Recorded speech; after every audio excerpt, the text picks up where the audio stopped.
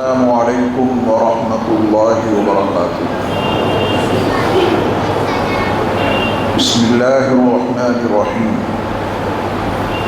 الحمد للہ الذی انزل علی عبدہ الکتاب ولم یجعل له عوجا وتبارک الذی جعل فی السماء بروجا وجعل فیہا سراجا وقمرا منیرا، وأشهد أن لا إله إلا الله وحده لا شريك له له الملك وله الحمد وأكبره تكبيرا، وأشهد أن سيدنا ومولانا محمدا عبده ورسوله الذي أرسل إلى الناس كافة بشيرا ونذيرا، وصلى الله تعالى عليه وعلى آله وأصحابه وأزواجه وذرياته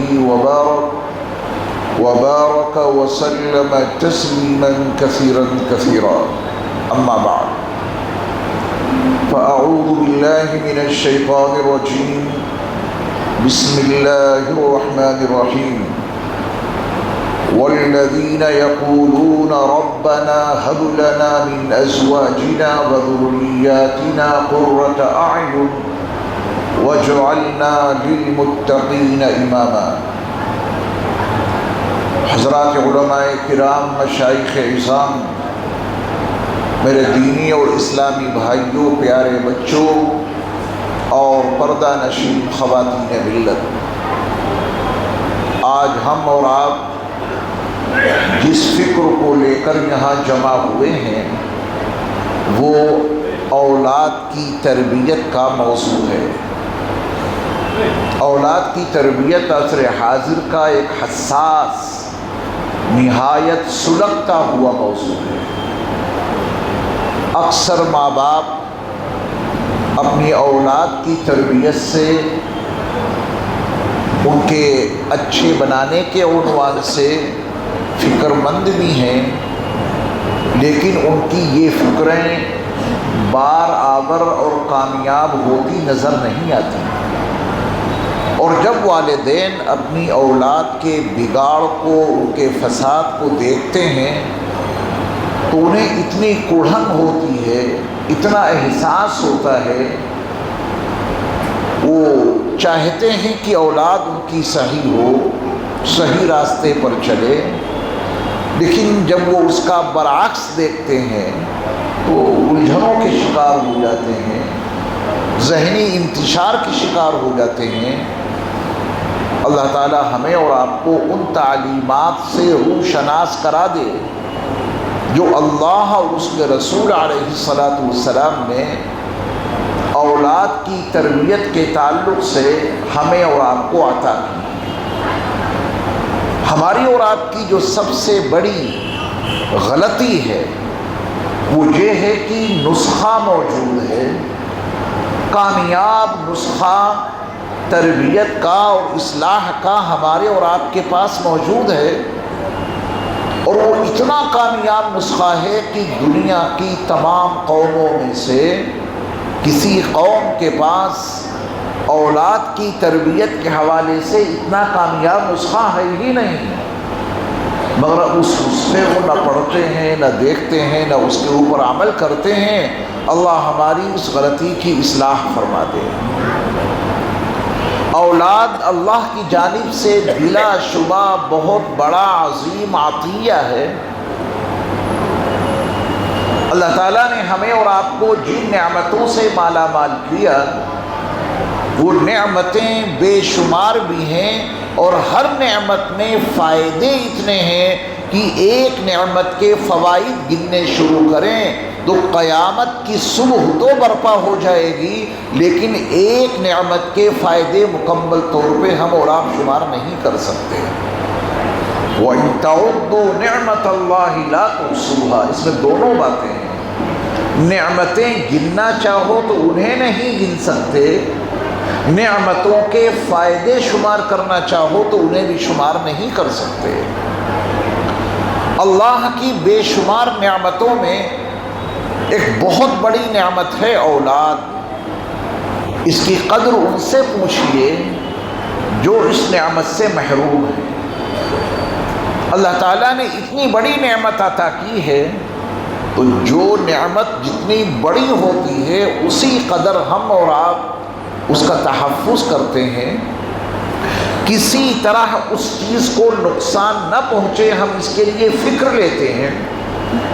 فرض کیجئے کہ کسی کے پاس بہت قیمتی گاڑی ہے، وہ کتنی احتیاط سے گاڑی چلاتا ہے کہ اس کی گاڑی کی باڈی کو کوئی نقصان نہ ہو، کہیں ٹچ نہ ہو، جو اس کا کلر ہے وہ خراب نہ ہو، اس پہ کوئی ڈینٹ نہ پڑ جائے، اس کے اندر کوئی خرابی نہ آ جائے، پوری کوشش کرتے ہیں احتیاط سے چلانے کی۔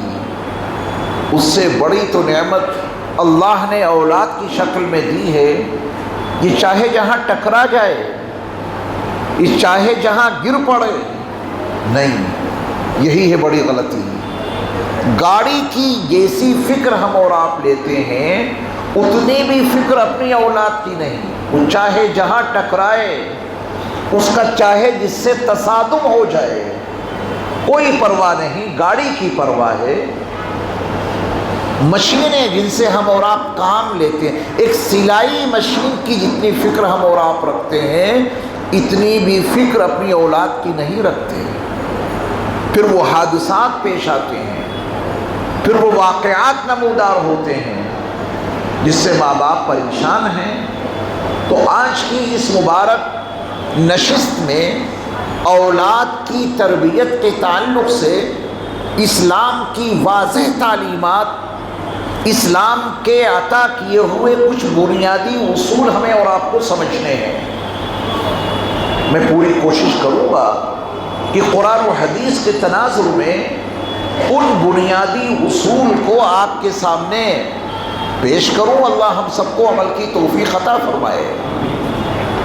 اس حقیقت سے انکار کیا ہی نہیں جا سکتا کہ ماحول کا اثر مرتب ہو کر رہتا ہے، ماحول کا اثر پڑتا ہے۔ صحبت صالح ترا صالح کند، صحبت طالح ترا طالح کند۔ نیک لوگوں کی صحبت آپ کو نیک بنا دے گی، برے لوگوں کی صحبت آپ کو برا بنا دے گی۔ یا ایھا الذین آمنوا اتقوا اللہ وکونوا مع الصادقین۔ اے ایمان والو، تم اللہ سے ڈرتے رہو اور سچوں کے ساتھ رہا کرو۔ یہ سچوں کے ساتھ رہنا، صادقین کی صحبت میں وقت گزارنا، صادقین کی صداقت سے ذہن متاثر ضرور ہوگا۔ یہ قرآن کا حکم ہے کہ سچوں کے ساتھ رہا کرو۔ صحبت جیسے لوگوں کے ساتھ میں اٹھنا بیٹھنا ہوتا ہے تو مصاحبین کے اثرات مرتب ہوتے ہیں۔ حکماء نے تو یہاں تک فرما دیا کہ اگر کسی انسان کے مزاج کے بارے میں کچھ جاننا ہے تو بس یہ دیکھ لو اس کا اٹھنا بیٹھنا کیسے لوگوں کے ساتھ ہے، وہیں سے اس انسان کا مزاج معلوم ہو جائے گا۔ جب صحبت کا اثر یقیناً مرتب ہوتا ہے، ہماری اور آپ کی شخصیت یقیناً ماحول سے متاثر ہوتی ہے، تو اولاد کی تربیت کے موضوع کو جاننے اور سمجھنے کے لیے اس حقیقت کو تسلیم کرنا بہت ضروری ہے کہ اولاد کو اس کے گھر میں کیسا ماحول مل رہا ہے۔ بچہ پیدا ہوتا ہے، گھر میں والدین کے پاس رہتا ہے، اپنے بڑے بھائی اور بڑی بہن کی صحبت میں رہتا ہے، ماں کی گود میں اس کی پرورش ہوتی ہے، باپ کی سرپرستی میں اس کی پرورش ہوتی ہے۔ اولاد کی تربیت کے لیے سب سے پہلے گھر کے ماحول کا صالح ہونا ضروری ہے۔ اگر گھر کا ماحول صالح نہیں ہے، اپنے گھر کا ماحول ہی اچھا نہیں ہے، تو پھر بچے کی صالحیت، بچے کی نیک تربیت کا تصور تقریباً ختم ہو جائے گا۔ ایک بچے کی سب سے پہلی تربیت گاہ، ایک بچے کے حق میں اس کا سب سے پہلا مدرسہ اس کی ماں کی گود ہوتی ہے، اس کے والد کی سرپرستی ہوتی ہے، گھر میں بڑے بھائی اور بڑی بہن کی سرپرستی کا بڑا دخل ہوتا ہے ایک معصوم سے بچے کی تربیت میں۔ تو چند بنیادی اصول جو آپ کی خدمت میں آج مجھے عرض کرنے ہیں، ان میں سے پہلا اصول یاد کریں، اللہ سے مانگنا ہے، دعا کرنا ہے۔ دعا کی تاثیر سے انکار نہیں کیا جا سکتا۔ کسی عمل کے بعد ہی دعا مطلوب نہیں، اس عمل کو برپا کرنے سے پہلے بھی دعا مطلوب ہے۔ ہم اللہ تعالیٰ سے پہلے مانگیں تو اپنی ضرورت تو اللہ کے سامنے رکھیں۔ حالانکہ بظاہر اولاد کی تربیت میں دعا کا دخل کیا ہے، اول مرحلے میں یہ بات شاید کسی کی سمجھ میں نہ آئے کہ تربیت میں والدین کی دعاؤں کا دخل کیا ہے، لیکن یہ بات ذہن نشین رکھیے، ہمارے کاموں میں دعاؤں کا اثر ہوتا ہے۔ تربیت بھی ایک کام اور ایک عمل ہے، اس تربیت میں پھر دعاؤں کا دخل اور دعاؤں کے اثر کا انکار کیسے کیا جا سکتا ہے؟ قرآن مجید کے 19ویں پارے میں سورۃ الفرقان کے بالکل آخری رکوع میں اللہ تعالیٰ نے اپنے مخصوص بندوں کا تعارف کرایا۔ عباد الرحمن، رحمان کے جو مخصوص بندے ہیں، اللہ نے ان کا تعارف کرایا۔ ان کی چال کیسی ہوتی ہے، ان کی گفتگو کیسی ہوتی ہے، پورا تعارف موجود ہے۔ اللہ کے مخصوص بندوں کے تعارف میں اللہ تعالیٰ نے اپنے ان مخصوص بندوں کی آخری صفت ایک دعا کے عنوان سے متعارف کرائی۔ آخری صفت کیا بتائی؟ کہ وہ ایک دعا کرتے ہیں۔ کام بتائے ان کے کاموں کے بعد بالکل اخیر میں آخری صفت ان کی دعا کے عنوان سے ان کو متعارف کرایا کہ رحمان کے مخصوص بندے یہ دعا مانگتے ہیں۔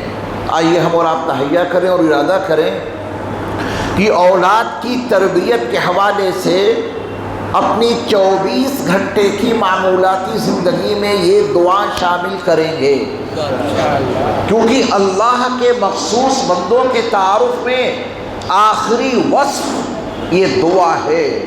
بڑی اہم دعا ہے، بڑی جامع دعا ہے۔ اگر ہم اپنی 24 گھنٹے کی معمولاتی زندگی میں اس دعا کو شامل کر لیں تو اولاد کی تربیت کی صحیح بنیاد پڑ جائے گی۔ اس کے بغیر اولاد کی تربیت کی بنیاد ہی نہیں پڑ سکے گی، بنیاد نہیں قائم ہو سکے گی۔ قرآن کے الفاظ میں عباد الرحمن، رحمان کے مخصوص بندوں کی دعا دیکھیں۔ اللہ کا فرمان ہے وَالَّذِينَ يَقُولُونَ رَبَّنَا هَبْ لَنَا مِنْ أَزْوَاجِنَا وَذُرِّيَّاتِنَا قُرَّةَ أَعْيُنٍ۔ اللہ، رحمان کے مخصوص بندے وہ ہیں جو اپنے رب سے یہ دعا مانگتے ہیں، اے ہمارے رب، اے ہمارے پروردگار، ہماری بیوی کو اور ہمارے بچوں کو ہماری آنکھوں کی ٹھنڈک بنا دیجئے۔ اللہ اکبر، یہ ایک بنیاد ڈالی ہے اللہ نے دعا کے حوالے سے۔ مانگو تو بیوی کو آنکھوں کی ٹھنڈک بنا دے، ذریت اولاد کو ہماری آنکھوں کی ٹھنڈک بنا دے۔ اپنی گھریلو اور آئلی زندگی کا آغاز اولاد سے ہوتا ہے یا بیوی سے؟ آئلی اور گھریلو زندگی کا آغاز بیوی سے ہوتا ہے۔ اچھا، یہ ہماری اردو زبان کی تعبیر ہے زوج اور زوجہ۔ ہمارے یہاں اردو زبان کی تعبیر میں زوج شوہر کو کہتے ہیں، زوجہ بیوی کو کہتے ہیں۔ یہ عربی زبان، اس کی لغت، اس کے محاوروں سے ہٹ کے ہے یہ بات۔ قرآن مجید کا اگر آپ مطالعہ کریں، عربی زبان کی لغت کے حوالے سے آپ دیکھیں تو قرآن لفظ زوج دونوں پر منطبق کر دیتا ہے۔ شوہر زوج، اس کی بیوی زوج۔ اب زوج کا جو عربی زبان میں مفہوم ہے، جس نے اس کو سمجھ لیا اس نے اپنی گھریلو زندگی میں سکون کا راز پا لیا۔ زوج شوہر کو نہیں کہتے، زوج بیوی کو نہیں کہتے، زوج نام ہے ایک چیز کا کوئی ٹکڑا اس سے الگ ہو جائے تو وہ ٹکڑا اس چیز کا زوج اور وہ چیز اس چیز کی زوج۔ آپ کے پاس ایک کتنی بڑی لکڑی ہے، ون پیس، آپ نے اس کو توڑا، دو ٹکڑے ہو گئے۔ عربی زبان میں یہ جو دو ٹکڑے بنے ہیں تو یہ ایک ٹکڑا دوسرے ٹکڑے کا زوج ہے، الگ نہیں ہے، وہی ہے، الگ نہیں ہے، اس کی نسل الگ نہیں، اس کا مادہ الگ نہیں، اس کا مٹیریل الگ نہیں، وہ دونوں ایک ہیں، ایک تھے، توڑ کے الگ کیا گیا تو دونوں ایک ہی تو ہیں، کچھ چیزوں میں فرق ہو سکتا ہے۔ اب اگر آپ اس لکڑی کو توڑیں تو ایک ٹکڑے کو آپ لوہا نہیں کہہ سکتے، آپ لوہے کو توڑیں تو کسی ٹکڑے کو لکڑی نہیں کہہ سکتے۔ جس چیز کو جس سے الگ کریں گے وہ اسی کا حصہ مانا جائے گا۔ قرآن نے وعدے کر دیا، شوہروں یہ تمہاری بیویاں تم سے الگ نہیں ہیں، یہ تمہارا زوج ہے، یہ تمہاری زوج ہے، تم دونوں ایک ہو، بس کچھ پارٹس، کچھ اعضاء، کچھ چیزوں کا فرق ہے، بنانے والے کا نظام ہے، لیکن تم دونوں ایک ہو۔ جس شوہر کو یہ راز معلوم ہو گیا کہ میری بیوی مجھ سے ہے، الگ نہیں، اور جس بیوی کو یہ راز مل گیا کہ میرا شوہر مجھ سے ہے، الگ نہیں، تو پھر محبتیں کس قدر زیادہ بڑھیں گی۔ اللہ یہ شعور ہمیں عطا کر دے زوج کے عنوان سے۔ اب یہی پوری حقیقت اس دعا میں شامل ہے، والذین یقولون ربنا ہب لنا من ازواجنا۔ مردوں کے عنوان سے دیکھیں تو زوج میں بیویاں آئیں گی، اور یہی دعا کو، اسی دعا کو بیویوں کے عنوان سے دیکھیں تو اس کا شوہر اس کا زوج بنے گا۔ دونوں کی دعا ہو گئی، دونوں مل کے کریں، اے ہمارے رب، اے ہمارے پروردگار۔ مرد دعا کریں تو ہماری بیویوں کو، ہماری بیوی کو ہماری آنکھوں کی ٹھنڈک بنا دیجئے، اور بیوی دعا کرے، اے ہمارے رب ہمارے شوہر کو ہماری آنکھوں کی ٹھنڈک بنا دیجئے۔ اب ذرا یہاں ٹھہریے اور اپنی مانگ پر غور کیجیے۔ آج امت مسلمہ کا ایک بڑا طبقہ اس پریشانی سے گزر رہا ہے، وہ اپنے رب سے مانگتا تو بہت کچھ ہے مگر یہ پتہ نہیں کہ مانگ کیا رہا ہے، بڑا مسئلہ ہے۔ فقیر کو یہی معلوم نہیں کہ وہ اپنے مالک سے مانگ کیا رہا ہے۔ اللہ ہمیں اور آپ کو یہ شعور عطا کر دے کہ ہم اپنے رب سے جو کچھ مانگیں بس پتہ رہے کہ مانگ کیا رہے ہیں۔ اللہم انی ظلمت نفسی ظلما کثیرا ولا یغفر الذنوب الا انت فاغفر لی مغفرة من عندک وارحمنی۔ روز دعا مانگتے ہیں، قعدہ اخیرہ میں پتہ ہے کیا مانگا آپ نے؟ یہ ہے بڑا مسئلہ۔ دعا مانگتے ہیں، روزانہ مانگتے ہیں، ہر نماز کے قعدہ اخیرہ میں مانگتے ہیں، کس اقرار اور اعتراف کے ساتھ مانگتے ہیں؟ نہ اپنے گناہوں کے اقرار اور اعتراف کا احساس ہوتا ہے، نہ یہ پتہ کہ مانگ کیا رہے ہیں۔ تبھی تو ہم محروم ہیں، قدم قدم پر محرومی ہمارا مقدر بن رہی۔ فقیر کو یہی نہیں معلوم کہ طلب کس چیز کی کر رہا ہوں، اس فقیر کو یہی خبر نہیں کہ میں مانگ کیا رہا ہوں، تبھی وہ قدم قدم پر محروم ہوتا رہتا ہے۔ اللہ ہمیں یہ شعور عطا کر دے کہ ہم جو مانگیں پتہ تو رہے کہ مانگ کیا رہے ہیں۔ یہ آیت اکثر ایمان والوں کو یاد ہوتی ہے، مانگتے ہیں مگر حقیقت سے ناآشنا ہو کر۔ اے ہمارے رب ہماری بیوی کو ہماری آنکھوں کی ٹھنڈک بنا دیجئے۔ یہاں سے تربیت کا آغاز ہوگا۔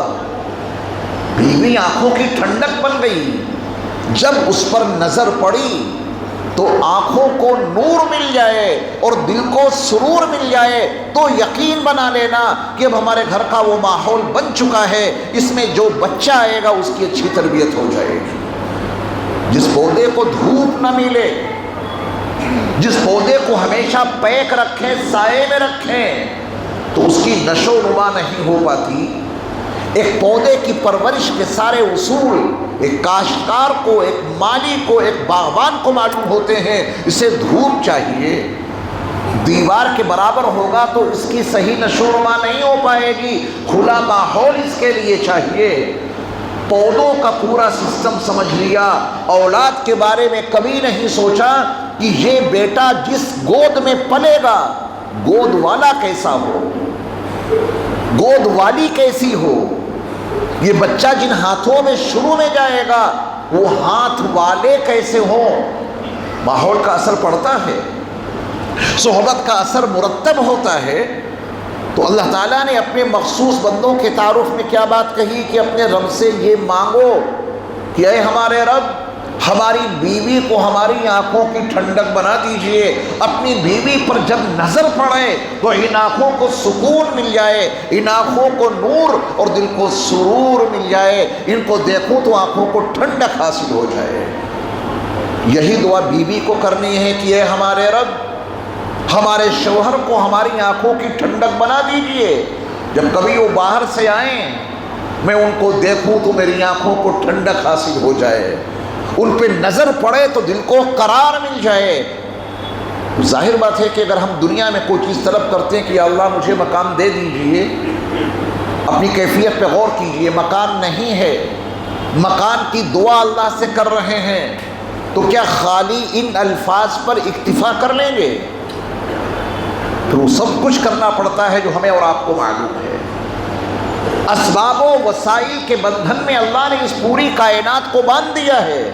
جو دعا کرو اس کی فیلڈ میں، اس کے میدان میں جا کے حتی الامکان سعی پیہم جہد مسلسل کر کے اس کے سارے اسباب جمع کرو، اللہ سے مانگ رہے ہو کہ اے اللہ مجھے، میری بیوی کو میری آنکھوں کی ٹھنڈک بنا دیجئے۔ بیوی کہہ رہی ہے کہ اے ہمارے رب، ہمارے شوہر کو ہماری آنکھوں کی ٹھنڈک بنا دیجئے۔ یہ لفظوں سے بات نہیں بنے گی، اس کے لیے عمل کرنا پڑے گا، ایک صالح کردار پیش کرنا پڑے گا۔ بیوی کو اپنی آنکھوں کی ٹھنڈک بنانا چاہتے ہو، ہر آدمی کی خواہش ہے، تو پھر اپنے گھر میں وہ صالح ماحول برپا کرنا پڑے گا کہ بیوی آنکھوں کی ٹھنڈک بن جائے۔ اور بیوی اپنے شوہر کو اپنی آنکھوں کی ٹھنڈک بنانا چاہتی ہے تو اس کو وہ صالح گھریلو انقلاب برپا کرنا پڑے گا جو رسول اللہ صلی اللہ علیہ وسلم نے دیا ہے۔ اب اس سلسلے میں چونکہ بہت اہم عنوان ہے، کئی اصول مجھے ذکر کرنے ہیں، یہ آنکھوں کی ٹھنڈک کے لیے طرفین سے صرف دو باتوں کا میں تذکرہ کروں گا۔ رسول مکرم صلی اللہ علیہ وسلم جب گھر میں تشریف لے جاتے، جب گھر میں داخل ہوتے، آپ کا معمول کیا تھا؟ مسواک کرتے ہوئے۔ بہت سارے معمولات ہیں، میں ایک عمل کا تذکرہ کرنے جا رہا ہوں۔ مسواک کرتے ہوئے، منہ صاف کر کے آپ جا رہے ہیں، کیونکہ زوجہ محترمہ کے پاس بیٹھنا ہے، ان سے گفتگو کرنی ہے۔ یہ منہ کون صاف کر رہے ہیں؟ جن کے پسینے میں مشک و عنبر سے زیادہ خوشبو ہوتی تھی۔ صحابہ، صحیح بخاری مسلم میں وضاحت موجود ہے، صحابہ اور صحابیات رسول اللہ صلی اللہ علیہ وسلم کے پسینے مبارک کو شیشیوں میں جمع کر لیتے تھے، پھر مبارک پسینے کے قطرے اپنے عطر کی شیشیوں میں ڈالتے تھے تاکہ وہ عطر اور زیادہ خوشبودار بن جائے۔ جس نبی کے پسینے کی خوشبو کا یہ عالم ہو، اس نبی کے منہ کی خوشبو کا عالم کیا ہوگا؟ بیر روحہ پہ جائیے، مدینہ منورہ سے بدر جاتے ہوئے وہ راستے میں کنواں پڑتا ہے بیر روحہ، بڑا کھارا پانی تھا اس کا۔ میرے مصطفیٰ علیہ السلام نے ایک موقع پر اپنا لعاب دہن اس میں کیا ڈالا، وہ پانی ایسا میٹھا ہوا کہ 1450 سال گزر گئے، رب کعبہ کی قسم آج تک اس کا پانی میٹھا ہی نکل رہا ہے۔ انہیں کوئی ضرورت نہیں تھی مسواک کرنے کی، ان کے منہ میں خوشبو ہی خوشبو تھی، مگر امت کو درس دینا تھا۔ بیوی کے لیے اللہ سے دعا مانگ رہے ہو کہ وہ تمہاری آنکھوں کی ٹھنڈک بن جائے، اور منہ لے کے پہنچے ہو بدبودار، گٹکا کھا کے منہ میں بدبو بھر رکھی ہے، بیڑیاں پی کر اپنے منہ کو بدبودار کر لیا ہے، سگریٹ نوشی کے دریا اپنے منہ کو بدبودار بنا لیا۔ یہ بدبودار منہ لے کے بیوی کے پاس جاؤ گے، ہو سکتا ہے اسے نفرت ہو جائے، پھر یہ تمہاری آنکھوں کی ٹھنڈک نہیں بن سکتی، یہ تم سے نفرت کرے گی۔ گھر میں داخل ہو تو منہ صاف کر کے جاؤ، یہ تمہارے نبی کی پیاری سنت گھر کے نظام کو، گھر کے ماحول کو بہتر بنانے کے لیے ہے۔ جاؤ تو منہ صاف کر کے اس سے بات کرو تو منہ سے بدبو نہیں آنی چاہیے۔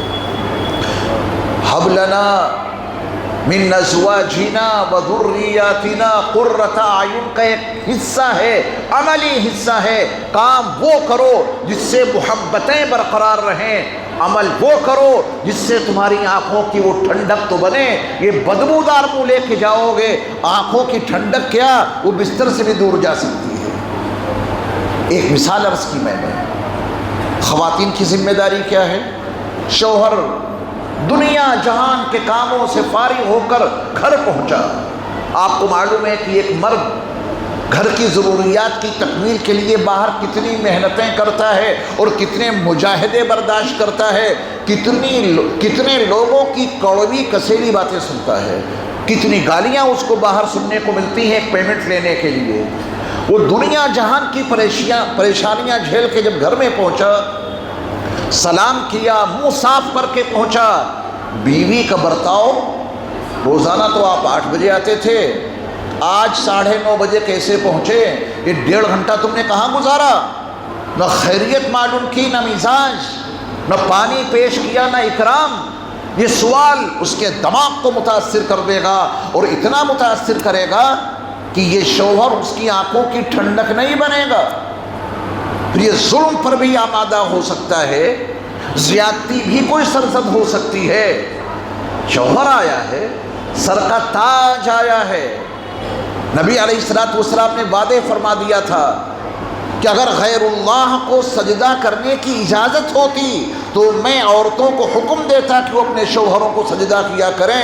رسول اللہ صلی اللہ علیہ وسلم نے گھریلو زندگی کے نظام کو مربوط رکھنے کے لیے بڑی واضح تعلیمات دی ہیں۔ شوہر کو اگر ان تعلیمات کا علم نہیں ہوگا تو بیوی اس کی آنکھوں کی ٹھنڈک نہیں بن سکتی، اور بیوی کو اگر اپنے شوہر کے حقوق کا علم نہیں ہوگا تو اس کا شوہر اس کی آنکھوں کی ٹھنڈک نہیں بن سکتا۔ دعا کرو، ربنا هب لنا من ازواجنا وذریاتنا قرۃ اعین، اور اس دعا کے ساتھ اس کو عملی طور پہ برپا کرانے کے لیے تمام اسباب و وسائل اور رسول اللہ صلی اللہ علیہ وسلم کی تعلیمات کو عملی طور پہ اپنی زندگیوں میں برپا کریں۔ ابھی تو بیوی ہے تو اللہ نے اسی کو مقدم رکھا، گھر کی زندگی، آئلی زندگی شروع ہوگی زوجین سے، طرفین سے۔ پہلی فرصت میں اللہ نے کہا کہ تمہارا جوڑا ایک دوسرے کے لیے آنکھوں کی ٹھنڈک بن کر رہے، کام وہ کرو۔ کیوں؟ تمہارے بیچ ایک مہمان آئے گا، تمہارے بیچ اللہ کا ایک عظیم تحفہ بیٹے کی شکل میں آئے گا، بیٹی کی شکل میں آئے گا۔ اگر تم ایک دوسرے کے لیے آنکھوں کی ٹھنڈک بن کر رہو گے، اس ماحول میں جو بچہ آئے گا وہ باپ کی آنکھوں کا بھی ٹھنڈک بنے گا، ماں کی آنکھوں کے لیے بھی ٹھنڈک کا ذریعہ بنے گا۔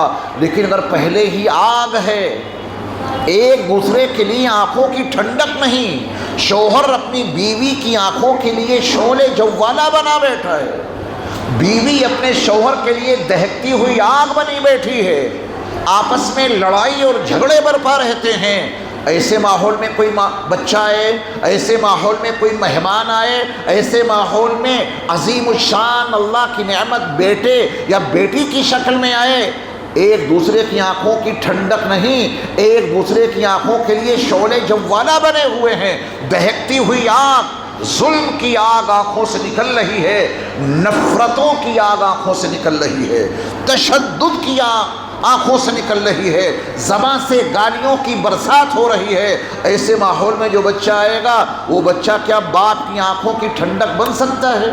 ایسا بچہ ماں کی آنکھوں کی ٹھنڈک بن سکتا ہے؟ میرے رب نے اپنے مخصوص بندوں کا تعارف کرا دیا، پہلے تم ایک دوسرے کی آنکھوں کی ٹھنڈک بنو، پہلے تم ایک دوسرے کی آنکھوں کی ٹھنڈک کا سبب بنو۔ جب تم ایک دوسرے کی آنکھوں کی ٹھنڈک بن جاؤ گے، اس ماحول میں تمہاری گود میں جو بچہ آئے گا وہ بیٹا اپنے باپ کی آنکھوں کی ٹھنڈک ضرور بنے گا۔ ایسے ماحول میں جو بیٹا آئے گا، جو بیٹی آئے گی، یہ سب اپنی ماں اپنے والدین کی آنکھوں کی ٹھنڈک ضرور بنیں گے انشاءاللہ۔ تو اس دعا کا اہتمام رکھیں گے۔ ربنا هب لنا من ازواجنا وذرياتنا قرۃ اعین، اے ہمارے رب ہماری بیویوں کو، بیویاں کہیں ہمارے شوہروں کو، ہماری آنکھوں کی ٹھنڈک بنا دیجئے۔ وذریاتنا، اے ہمارے رب ہماری اولاد کو ہماری آنکھوں کی ٹھنڈک بنا دیجئے۔ باپ بھی یہ دعا کرے، ماں بھی یہ دعا کرے۔ اب اس دعا کو اسی مفہوم میں مانگیں گے اللہ سے، اس کا مضمون سمجھ گئے نا؟ خالی لفظوں سے یا عملی طور پر ایک دوسرے کے لیے آنکھوں کی ٹھنڈک بننا ہے، عملی طور پر بھی انشاءاللہ۔ اسی آیت میں دعا کا آخری حصہ وَجْعَلْنَا لِلْمُتَّقِينَ إِمَامًا، اور اے ہمارے رب ہمیں متقیوں کا سربراہ، متقیوں کا پیشوا بنا دیجیے، متقیوں کا امام بنا دیجیے۔ کس کا امام بننا ہے؟ بدماشوں کا؟ کس کا سربراہ بننا ہے؟ قاتلوں کا؟ کس کا سربراہ بننے کی خواہش ہے؟ زناکاروں کا؟ نہیں، اے اللہ ہمیں متقیوں کا سربراہ بنا دیجیے۔ یہاں امام سے مراد یہ 5 وقتہ نمازوں کی امامت والے امام نہیں ہیں، یہاں امام سے مراد گھر کا وہ سرپرست ہے جس گھر میں متقی پرہیزگار لوگ تیار ہو رہے ہیں۔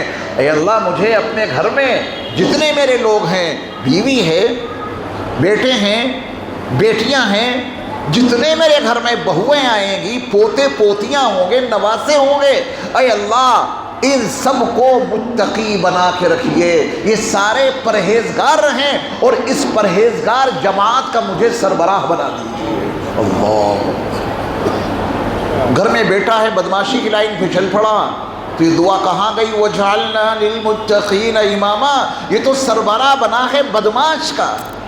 ایک بیٹا شرابی بن گیا، اس کا باپ سربراہ بنا ہے شرابی کا۔ اس کا بیٹا زناکار بن گیا، اس کا باپ سربراہ بنا ہے، پیشوا بنا ہے شرابی کا، زناکار کا، چور کا، اچکے کا۔ جتنے عیب ہیں، اگر کوئی عیب اولاد کے اندر آ گیا تو ہم اور آپ کس کے سربراہ بنیں گے؟ متقیوں کے نہیں، پھر تو بدماشوں کے سربراہ بنیں گے۔ وَجْعَلْنَا لِلْمُتَّقِينَ إِمَامًا، اور ہمارے رب ہمیں متقیوں کا سربراہ بنائیے۔ گھر میں بیوی ہو تو وہ متقی ہو، بیٹے ہوں تو متقی ہوں، بیٹیاں ہوں تو وہ متقیاں ہوں، بہویں جتنی آئیں وہ ساری متقیاں ہوں۔ اے اللہ ہمارے گھر میں پورا ماحول جمع کر دیجئے، وہ افراد گھر میں ہمارے پیدا رہیں، موجود رہیں جو متقی ہوں، اور ان سارے متقیوں کا مجھے سربراہ بنا دیجئے۔ اللہ اکبر۔ اسی یقین سے دعا مانگیں گے۔ تڑپ اتنی ہو کہ اگر ایک وقت کا کھانا نہیں ہے، ابھی عشاء کی نماز پڑھی اور گھر میں کھانا نہیں ہے، اسے جا کے کھائیں، تو پھر اس عشاء کی نماز کے بعد کھانا، جس عاجزی اور انکساری اور جس طلب اور جس تڑپ کے ساتھ ہم اللہ سے مانگیں گے کہ یا اللہ شام کا کھانا نہیں ہے، مل جائے، اس کے لیے اسباب بھی، اور دعا میں طلب کتنی ہوگی، اس دعا میں تڑپ کتنی ہوگی۔ میرے ایمان والے بھائیوں، اس سے زیادہ طلب اور اس سے زیادہ تڑپ اس میں ہو کہ اے ہمارے رب ہماری بیوی کو ہماری آنکھوں کی ٹھنڈک بنا دیجئے، اے ہمارے رب ہمارے شوہر کو ہماری آنکھوں کی ٹھنڈک بنا دیجئے، اے ہمارے رب ہماری اولاد کو ہماری آنکھوں کی ٹھنڈک بنا دیجئے، اور ہمیں متقیوں کا سربراہ بنائیے۔ ایک دعا شاید آپ کے علم میں ہو، جب کسی کے یہاں کھانا کھائیں تو ایک بڑی مشہور معروف دعا ہے جو لوگ پڑھ لیتے ہیں، وہ بھی پڑھیے، لیکن ایک بڑی اہم دعا ہے اکل طعامکم الابرار، میں نے آپ کے یہاں کھانا کھایا، دعا دیں تمہارے یہاں نیک لوگ کھانا کھاتے رہیں۔ کون لوگ کھانا کھائیں؟ یہ میں نے اسی کی وضاحت کے لیے موضوع چھیڑ دیا۔ اکل طعامکم الابرار وجعلنا للمتقین اماما، ان دونوں مضامین کو جوڑ کے دیکھیے نتیجہ کتنا حسین آئے گا۔ ہم نے آپ کے ہاں کھانا کھایا، آپ نے کسی کے ہاں کھانا کھایا، کیا دعا دو اس کو؟ اکل طعامکم الابرار، نیک لوگ تمہارے دسترخوان پہ آ کے کھانا کھاتے رہیں۔ کیوں؟ نیک لوگ آئیں گے تو رحمتوں کی بارش ہوگی، نیک لوگ آئیں گے ان کی نیکی کا اثر تمہارے گھر میں پیدا ہوگا، ابرار لوگ تمہارے گھر میں آئیں گے ان کی صحبت کا اثر پیدا ہوگا۔ کتنے لوگ ہیں جن کے دسترخوان پہ ہمیشہ بدماش کھانا کھاتے ہیں، کتنے دسترخوان ہیں ان پہ ہمیشہ شرابی جمع ہو کے کھانا کھاتے ہیں، کتنے دسترخوان ہیں جہاں زناکار جمع ہو کے کھانا کھاتے ہیں۔ کیا ان کی نحوستیں گھر میں نہیں آئیں گی؟ یقیناً آئیں گی۔ یہ دعا دے دو کہ تمہارے گھر میں نیک لوگوں کی آمد کا سلسلہ جاری رہے، وہ نیک لوگ تمہارے دسترخوان سے کھانا کھائیں۔ اسلام کا مطالبہ ہے کہ آپ خود بھی نیک بنیے، خود بھی نیک رہیے، اور نیک لوگوں کا ایک ماحول میجورٹی ایسی تیار کیجئے، سب نیک لوگ ہوں، متقی لوگ ہوں، گھر میں بھی سارے افراد متقی ہوں، ہمارے متعلقین میں بھی سارے لوگ متقی، ابرار، اچھے، نیک، صالح لوگ ہوں، اس کا بڑا اثر پڑتا ہے۔ تو چونکہ ایک پہلا اصول تو میں نے آپ کے سامنے ابھی عرض کیا کہ اللہ سے مانگنا شروع کرو، اولاد کی تربیت یہاں سے شروع ہوگی، خالی اسباب سے نہیں، خالی نصیحتوں سے نہیں، کسی کو کچھ سمجھانے سے پہلے، کسی پر کوئی محنت کرنے سے پہلے کس سے مانگو؟ اللہ سے۔ میرے مصطفیٰ علیہ السلام دعوت کے لیے، اللہ کے بندوں کو اللہ کی طرف راغب کرنے کے لیے، میرے مصطفیٰ علیہ السلام اللہ کے بندوں کو اللہ سے جوڑنے کے لیے جب دن میں نکلتے تھے تو نکلتے بعد میں تھے پہلے اپنے اللہ سے ان کی ہدایت کی دعائیں مانگا کرتے تھے، رات رات بھر قیام کر کے پیروں میں ورم آ جاتا، اللہ سے دعائیں مانگ رہے ہیں، اور جب آپ کو موقع ملتا تو اللہ کے بندوں کے درمیان جا کے ان کے سامنے اللہ کے دین کی دعوت ان کو پیش کرتے اور اللہ کی طرف ان کو راغب کرتے۔ تو کسی بھی چیز کو کرنے سے پہلے، کسی بھی کام کو عملی طور پہ برپا کرنے سے پہلے کیا کرنا ہے؟ دعا۔ اللہ سے دعا مانگیں اولاد کی تربیت کے لیے، اولاد ہماری آنکھوں کی ٹھنڈک بنے، بیویاں ہماری آنکھوں کی ٹھنڈک بنے، شوہر بیویوں کی آنکھوں کی ٹھنڈک بنے، گھر میں وہ ماحول برپا ہو جائے متقیوں کا جس کے آپ اور ہم سربراہ بن جائیں۔ یا کسی مسجد کی امامت کی دعا کی تلقین کی گئی ہے کہ فلاں مسجد خالی ہونے والی ہے، یا اللہ مجھے اس مسجد کا امام بنا دے۔ اس آیت میں گھر کے افراد کے متقیوں کی دعا کی گئی ہے، یا اللہ میرے گھر کا ایک ایک فرد متقی رہے اور میں ان کا سربراہ رہوں، میری یہ تمنا ہے، میری یہ خواہش ہے، میں اپنے گھر کے متقی افراد کا سربراہ بن کے رہوں۔ اب اس کے لیے بڑی محنت کرنی پڑے گی، ابھی تو اللہ سے دعا مانگی ہم نے۔ غور کیجیے گا، وَجْعَلْنَا لِلْمُتَّقِينَ إِمَامًا، متقیوں کا مجھے سربراہ بنائیے۔ کیا متقیوں کا سربراہ بدماش ہو سکتا ہے؟ کیا متقیوں کا سربراہ شرابی ہو سکتا ہے؟ کیا کسی قاتل کو یہ حق پہنچتا ہے کہ وہ متقیوں کا سربراہ بنے؟ جتنے جرائم ہیں، ہر جرم کو سوچئے، اس جرم کا کرنے والا کیا متقیوں کا سربراہ بننے کا حقدار ہو سکتا ہے؟ پتہ یہ چلا کہ ابا حضور کو وَجْعَلْنَا لِلْمُتَّقِينَ إِمَامًا کی دعا کرنے سے پہلے، ابا حضور کو اپنے افراد کو متقیوں کی شکل میں دیکھنے سے پہلے خود کو متقی بنانا پڑے گا، کیونکہ متقیوں کا سردار متقی ہی ہو سکتا ہے۔ اللہ، متقیوں کا سردار متقی ہی ہوگا۔ اے ہمارے رب ہمیں متقیوں کا پیشوا بنائیے۔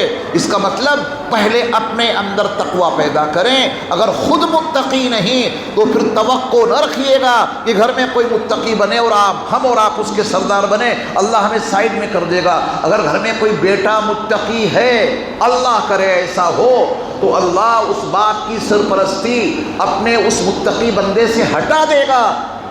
تو زنا کرتا ہے، تو شراب پیتا ہے، تیرے اندر اتنے جرائم، تیرا بیٹا میرا مخصوص بندہ ہے، وہ متقی ہے، تجھے اس کی سربراہی نہیں دی جائے گی۔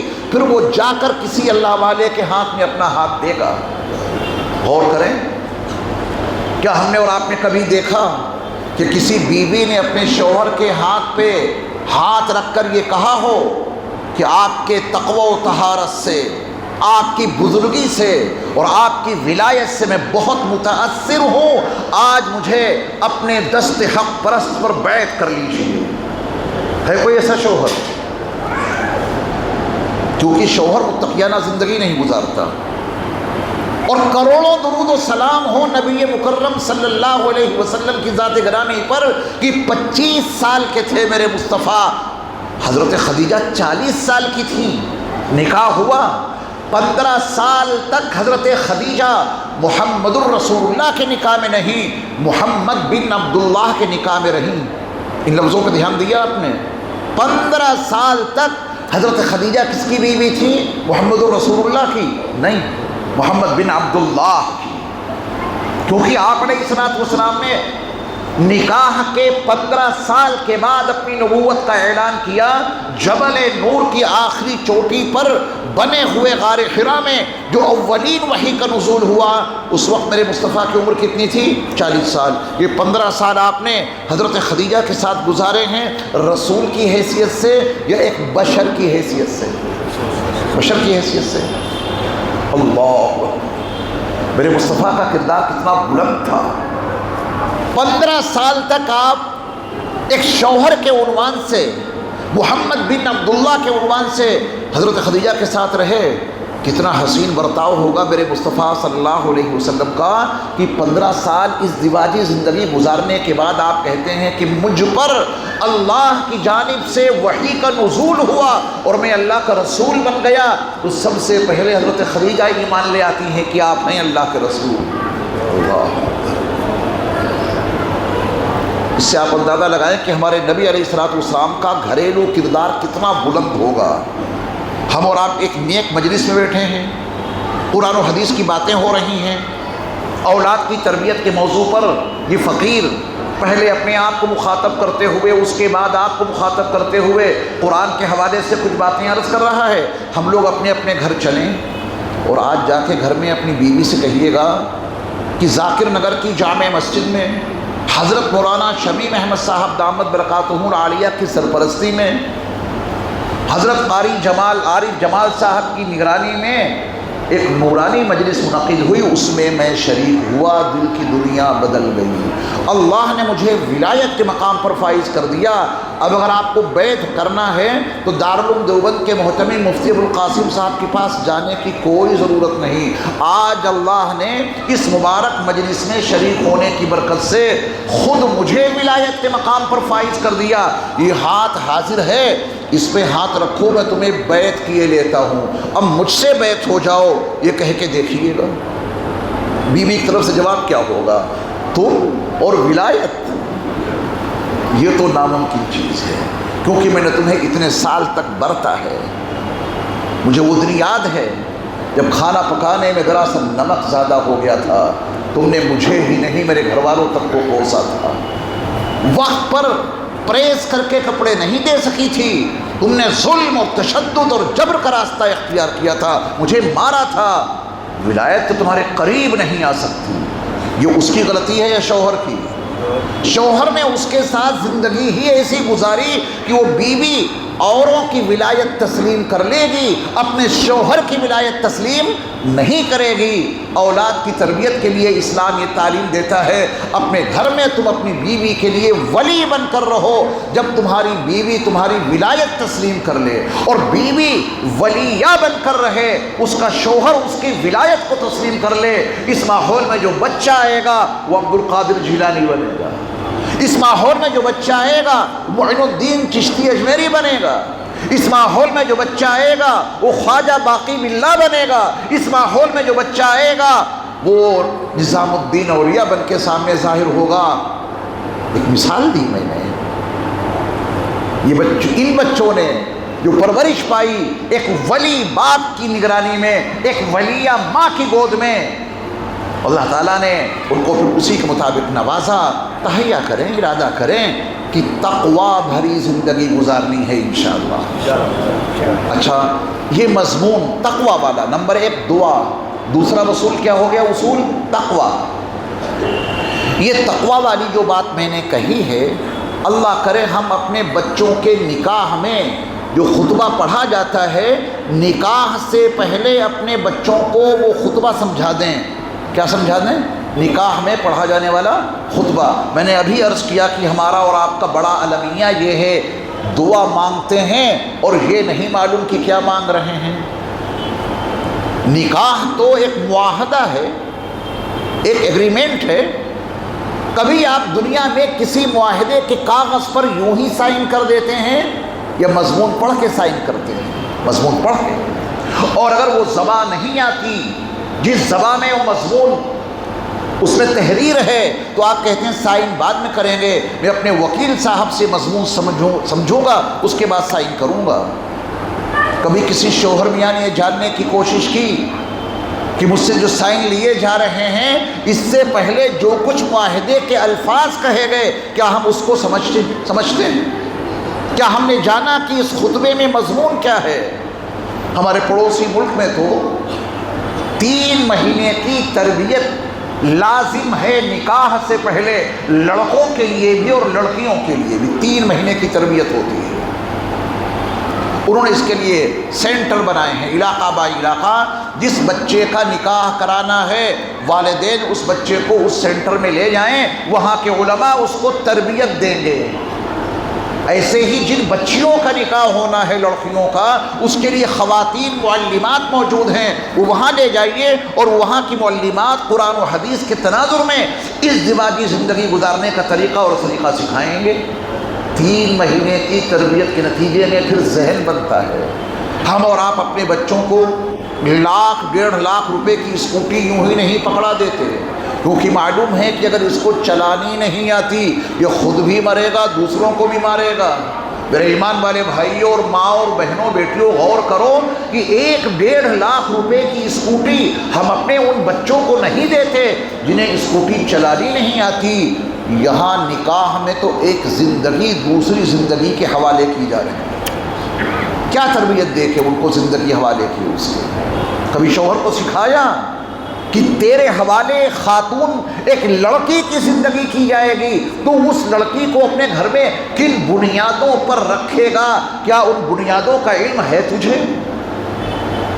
کیا بیٹی کو کبھی بتایا گیا کہ تیرے شوہر کی زندگی تیرے حوالے کی جائے گی؟ ایک انسان، ایک مرد کی زندگی، کیا تجھے معلوم ہے کہ اس شوہر کے ساتھ میں اس کی زندگی کو صحیح بنانے اور صحیح رکھنے میں تیرا بنیادی کردار کیا ہونا چاہیے؟ نہ شوہر کو معلوم، نہ بیوی کو معلوم، نہ لڑکے کو معلوم، نہ لڑکی کو معلوم، اور ایک زندگی دوسری زندگی کے حوالے کر دی. پھر جو کچھ ہو رہا ہے وہ ہمارے اور آپ کے علم میں ہے. اللہ ہمیں شعور عطا فرمائے. اس نکاح کے خطبے میں قرآن مجید کے 3 مقامات سے جو آیات قرآنیہ پڑھی جاتی ہیں، ان کا سلیکشن اور ان کا انتخاب کسی مفسر نے، کسی محدث نے، کسی مجتہد نے، کسی عالم نے اور کسی فقیہ نے نہیں کیا. یہ انتخاب ہے سرور کائنات صلی اللہ علیہ وسلم کا. اللہ اکبر. نکاح کے خطبے میں جو آیتیں پڑھی جاتی ہیں قرآن مجید سے، ان آیتوں کو کس نے منتخب کیا؟ رسول اللہ صلی اللہ علیہ وسلم نے. اب وہ ساری آیات تو نہیں بتا سکتا میں اس کا سارا مضمون، لیکن ایک اہم جز اور ایک اہم حصہ جو دوسرے نمبر کا بنیادی اصول تقوی میں نے عرض کیا، وہ ان آیتوں میں تلاش کر لیجئے. پہلی آیت میں تو 2 مرتبہ تقوی اپنانے کا حکم دیا گیا. نکاح پڑھایا جا رہا ہے، ابھی ایجاب و قبول نہیں ہوا. 2 مرتبہ ایک آیت میں متقی بننے کا حکم موجود ہے. مخاطب تو سارے ہوتے ہیں، لیکن خطبہ نکاح تو نوش میاں کے لیے پڑھا جا رہا ہے. یا ایھا الناس اتقوا ربکم الذی خلقکم. اتقوا آیا. نکاح کے خطبے میں تقوی کی تلقین کی جا رہی ہے. یا ایھا الناس اتقوا ربکم الذی خلقکم من نفس واحدہ وخلق منها زوجها وبث منهما رجالا كثيرا ونساء واتقوا الله الذي تساءلون به والارحام. پھر آ گیا واتقوا اللہ، اللہ سے ڈرتے رہنا، کیونکہ ازدواجی زندگی بغیر تقوی کے کامیاب ہو ہی نہیں سکتی. یہ قرآن کہنا چاہتا ہے، ازدواجی زندگی بغیر تقوی کے کامیاب نہیں ہو سکتی. شوہر بھی متقی ہو، اس کی بیوی بھی متقی ہو. اس آیت میں 2 مرتبہ مطالبہ کیا گیا. پھر ایک آیت کا اور انتخاب کیا رسول اللہ صلی اللہ علیہ وسلم نے، یا ایھا الذین آمنوا اتقوا اللہ حق تقاتہ، اے ایمان والو اللہ سے ایسے ڈرنا جیسے ڈرنے کا حق ہے. یہ پیغام کہاں سنایا جا رہا ہے؟ نکاح کے خطبے میں. کیونکہ بغیر تقوی کے ازدواجی زندگی کا صحیح تصور ہی نہیں ہو سکتا. ایک اور آیت جس کا انتخاب کیا ہے رسول اللہ صلی اللہ علیہ وسلم نے، یا ایھا الذین آمنوا اتقوا اللہ وقولوا قولا سدیدا. اس میں بھی اللہ سے ڈرنے کی تلقین کی گئی. خلاصہ یہ نکلا کہ بغیر تقوی کے ازدواجی زندگی کا صحیح تصور ہی نہیں کیا جا سکتا. الزام نہیں اور کسی طرح کی کوئی زیادتی نہیں، ہم سب کی ذمہ داری ہے مل بیٹھ کر سوچیں کہ ان آیات میں جو پیغام اللہ نے دیا ہے، کیا ہم نے اپنے بیٹے کو پیغام سمجھانے کی کوشش کی؟ ہال تو بہت بڑا بک کر لیا، اس کو سجانے سنوارنے کے لیے لاکھوں روپے کی بکنگ ڈال دی.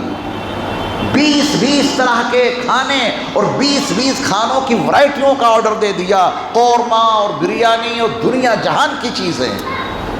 مہمانوں پر، آنے والے مہمانوں پر گل افشانی، پھولوں کی بارش کرنے کے لیے سارا انتظام کر دیا. مہمانوں کے جوتوں پر پالش کون کرے گا، مہمانوں کو پان کون کھلائے گا، ساری بکنگ کر رہے ہیں. لاکھوں روپے خرچ ہو رہے ہیں، فکروں میں لگے ہوئے ہیں، بھاگ دوڑ کر رہے ہیں. لیکن کسی باپ کو یہ توفیق نہیں مل رہی کہ وہ اپنے بیٹے کی شادی کی تیاری میں کم از کم اسے نکاح کا خطبہ ہی سمجھا دیتا کسی عالم کے پاس لے جا کر. یہ ہماری بنیادی کمزوری ہے. کیا ازدواجی زندگی اعلیٰ درجے کے فنکشن سے صحیح ہو جائے گی؟ وہاں تو لوگ آئیں گے، کھانا کھائیں گے، منہ صاف کر کے چلے گئے. ان کی ازدواجی زندگی میں حسن کہاں سے پیدا ہوگا؟ کریں گے کوشش. میں نے اپنے یہاں جہاں میں خدمت کرتا ہوں یہ باتیں بتائیں لوگوں کو جو میں نے ابھی آپ کو بتائیں. ایک صاحب کے دل میں جذبہ پیدا ہوا، ان کے بیٹے کی شادی تھی، انہوں نے وہ بیٹا ہمارے حوالے کر دیا. میں نے کہا ہفتے میں 1 دن آنا اور 1 مہینہ لیں گے، 4 کلاسیں، زیادہ نہیں، کیونکہ 1 مہینہ ہی باقی بچا تھا ان کے پاس شادی میں. لیکن فکر لی انہوں نے. میں ہفتے میں 1 مرتبہ اپنے گھر پہ اس نوجوان کو درس دیتا تھا، اور وہ نوجوان کافی سمجھدار ہم سے سبق سن کر اپنے گھر میں جا کے اپنی امی کو اور اپنے ابا کو سبق سنا دیتا کہ آج امام صاحب نے یہ سبق دیا ہے. 4 ہفتوں میں جو ممکن تھا وہ میں نے کیا. اس کے والد مجھ سے ملاقات کرنے کے لیے آئے شادی کے بعد. انہوں نے کہا کہ امام صاحب بھیجا تو میں نے تھا اپنا بیٹا کہ اس کی کچھ تربیت ہو جائے، اس کی ٹریننگ ہو جائے. آپ نے اس کو جو تربیت دی وہ سبق آ کے ہمیں گھر میں سناتا تھا. اس تربیت کے نتیجے میں بھی سدھر گیا، میری بیوی بھی سدھر گئی. پہلے ہم لوگ زندگی پتہ نہیں کیسی گزار رہے تھے. آپ کا سبق اپنے بیٹے کے حوالے سے سن کے ہم نے اپنے اندر اصلاح پیدا کی. اللہ اکبر. تو اگر ہم اپنے بچوں کو ان علماء کے حوالے کریں، آج ارادہ کر لیجئے کہ جس کے بچے کی شادی ہوگی لڑکے کی، وہ حضرت مولانا شمیم احمد صاحب قاسمی، حضرت مولانا قاری عارف جمال صاحب، حضرت مولانا مفتی نادر صاحب اور بہت سارے علماء یہاں موجود ہیں. اپنا بیٹا 4-5 کلاسوں کے لیے، 4-5 دروس کے لیے ان کے حوالے تو کر کے دیکھو. یہ وہ سکھا دیں گے جو قرآن میں مضامین موجود ہیں، جہاں سے بچوں کی تربیت وابستہ ہے، یہ سب سکھا دیں گے. ہم لوگ کر کے تو دیکھیں. بیٹے کو اسکوٹی دلانے سے پہلے کیا اس کے لائسنس کی فکر نہیں لیتے ہیں؟ ایسے ہی ازدواجی زندگی کو شروع کرنے سے پہلے اپنے بیٹوں اور اپنی بیٹیوں کو تربیت دینے کے لیے اللہ کے واسطے یہ عمل شروع کر دو. آپ دیکھیں گے بہت اچھا رزلٹ اور بہت اچھا نتیجہ برآمد ہوگا انشاءاللہ. اب چونکہ اصول زیادہ ہیں، وقت ہمارے پاس بہت کم ہے، ورنہ تقویٰ کے تعلق سے جو اس کے فائدے ہیں وہ بہت سارے میں آپ کو سنانا چاہتا تھا، لیکن میں یہیں پر اس دوسرے اصول کو موقوف کیے دیتا ہوں۔ 2 اصول آپ کو یاد ہو گئے۔ پہلا اصول دعا، دوسرا اصول تقویٰ بھری زندگی، کیونکہ متقیوں کا امام بننے کی درخواست لگائی ہے اللہ کی بارگاہ میں۔ متقیوں کا امام تو وہی بنے گا جو خود متقی ہو۔ آسان زبان میں میرے مضمون آپ کے سامنے واضح کر دیا۔ اب ایک تیسرے اصول پر خصوصی توجہ دیجئے گا، اور وہ ہے خدمت۔ یہ خدمت کا جذبہ، شوہر میں بیوی کی خدمت کا جذبہ، کیونکہ میں نے عرض کیا کہ بچہ تو ابھی نہیں آیا ہے، ابھی تو میاں بیوی ہیں ایک گھر میں، بچہ بعد میں آئے گا۔ بچے کی آمد سے پہلے میاں بیوی دعاؤں میں مصروف عمل رہیں، بچے کی آمد سے پہلے میاں بیوی متقی بن چکے ہوں، تاکہ وَجْعَلْنَا لِلْمُتَّقِينَ امامہ کی درخواست حقیقت پر مبنی ہو، ورنہ یہ جھوٹ ہو جائے گا، یہ دھوکہ دھڑی ہو جائے گی۔ متقیوں کے امام بننا چاہتے ہو، خود متقی کیوں نہیں؟ کسی کلاس میں پروفیسر کے عنوان سے جانا چاہتے ہو، خود پڑھا لکھا کیوں نہیں؟ کسی درسگاہ میں معلم کے عنوان سے جانا چاہتے ہو، تعلیم کیا ہے؟ ایسے تھوڑا معلم بن جاؤ گے۔ تو متقیوں کا امام بننے کی درخواست لگائی ہے اللہ کی بارگاہ میں، تو پہلے کس کو متقی بننا پڑے گا؟ ماں باپ۔ اب خدمت، ابھی بچہ نہیں آیا، شوہر اپنی بیوی کی خدمت میں مصروف عمل رہے اور بیوی اپنے شوہر کی خدمت میں مصروف عمل رہے۔ یہ خدمت کا عمل ہمارے اللہ کو بہت پسند ہے، یاد رکھیں گے، خدمت کا عمل ہمارے اللہ کو بہت پسند ہے۔ صحیح معنوں میں مخدوم وہی بنتا ہے جو خدمت گزار ہو۔ آدمی یہ سوچے کہ میں خدمت نہ کروں، لوگ میری خدمت کریں تاکہ میں مخدوم بن جاؤں، یہ خام خیالی کے سوا کچھ نہیں۔ مخدوم وہی بنتا ہے جو لوگوں کی خدمت کرتا ہے، جن کے صدقے میں نبیوں کو نبوت ملی اور جن کے طفیل رسولوں کو رسالت ملی۔ آپ ان کی خدمت گزاری والی زندگی کو پڑھیے، سیرت کے حوالے سے آپ دنگ رہ جائیں گے رسول اللہ صلی اللہ علیہ وسلم کی اس خدمت کے حوالے سے کہ آپ نے کیسی خدمت کی ہے اپنے صحابہ کی، کیسی خدمت کی ہے دشمنوں کی، کیسی خدمت کی ہے عام لوگوں کی۔ آپ کی خدمت کا باب اتنا وسیع ہے جو دھرم اور مذہب سے بالا تر ہو کے رسول اللہ صلی اللہ علیہ وسلم نے خدمت کی ہے۔ اپنے رسول کی سیرت پڑھا کرو میرے ایمان والے بھائیوں۔ ہمیں رسول سے محبت کیوں نہیں؟ ایک کوئی کھلاڑی ہے کرکٹ کا، ایک کھلاڑی کا پورا بایو ڈاٹا، بایوگرافی آپ کو معلوم ہوتی ہے، سب کچھ پتہ ہوتا ہے۔ کھلاڑی کا اتنا بایو ڈاٹا آپ کو معلوم ہے، کھلاڑی کے بارے میں اتنی تفصیلی معلومات آپ کو حاصل ہیں۔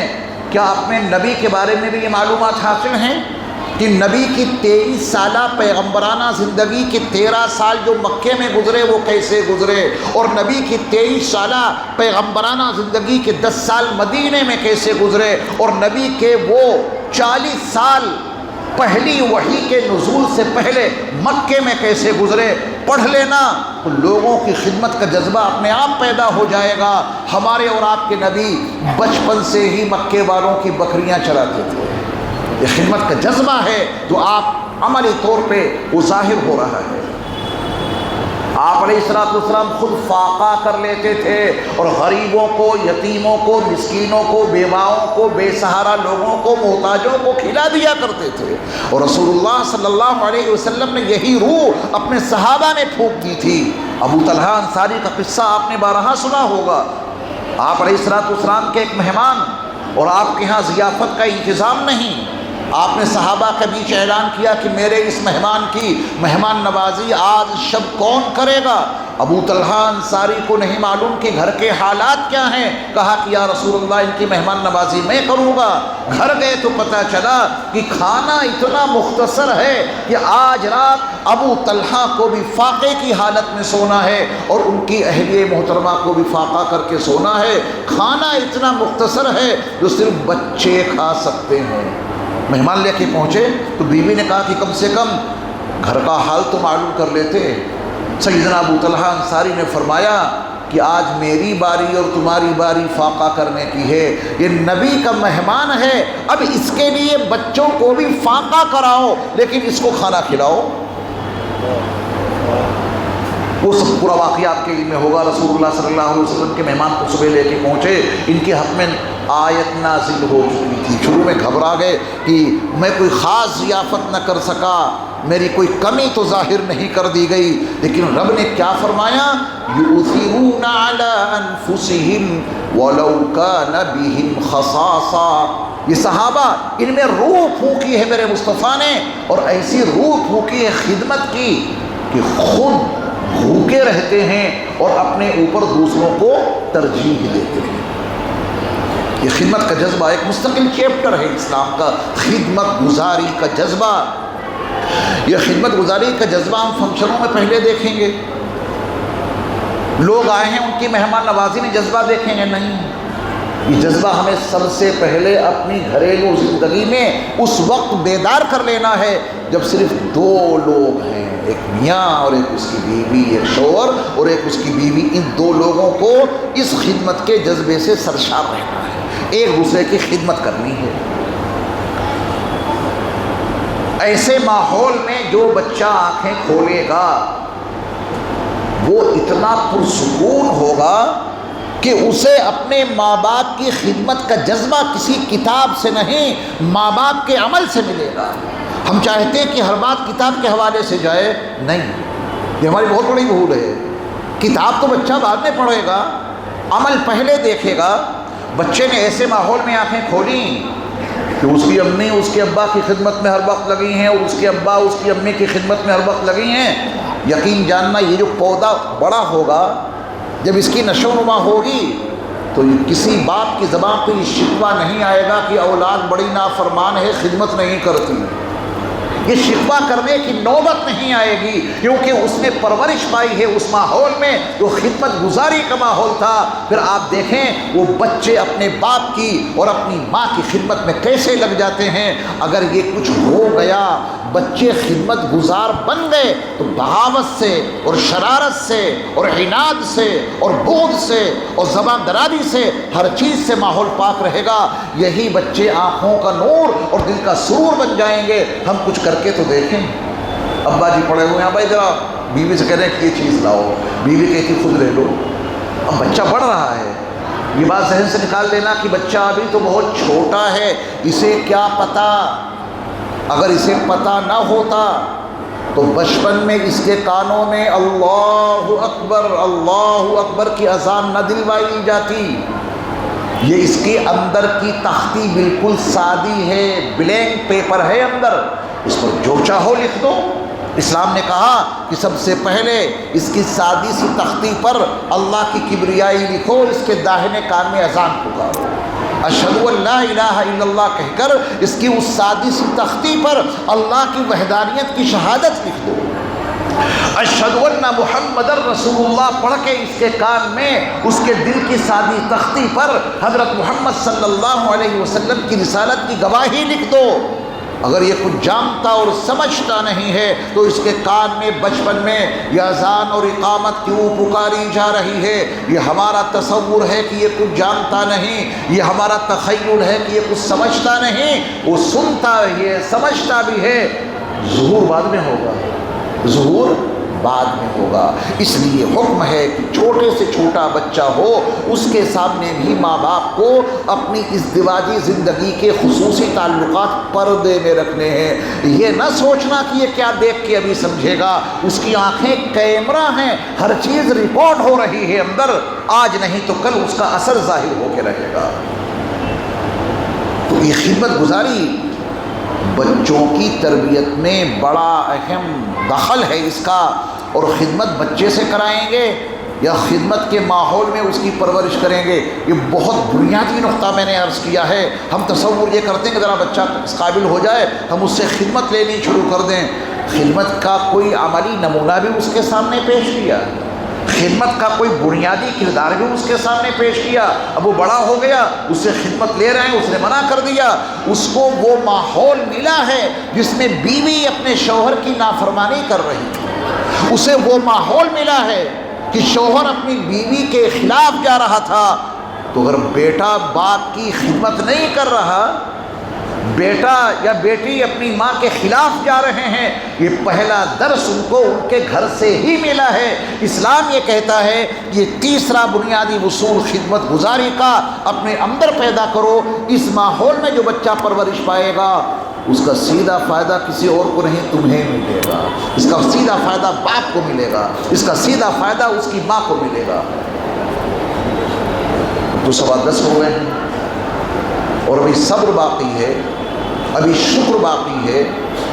7 بنیادی اصول ہیں اور ابھی 3 کا تذکرہ ہوا ہے، صبر ہے، شکر ہے، اور اس کے بعد بہت اہم جس کا نام تو تربیت ہے، لیکن تربیت کہاں سے چلی میں اسی کو موضوع لے کے چل رہا ہوں، اور بالکل اخیر میں زبان پہ قابو رکھنا ہے بچوں کی تربیت میں۔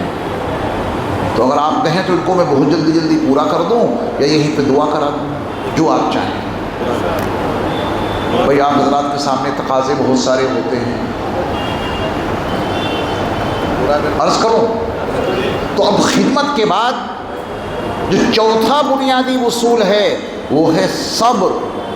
یہ صبر بچے سے کروائیں گے یا خود کریں گے؟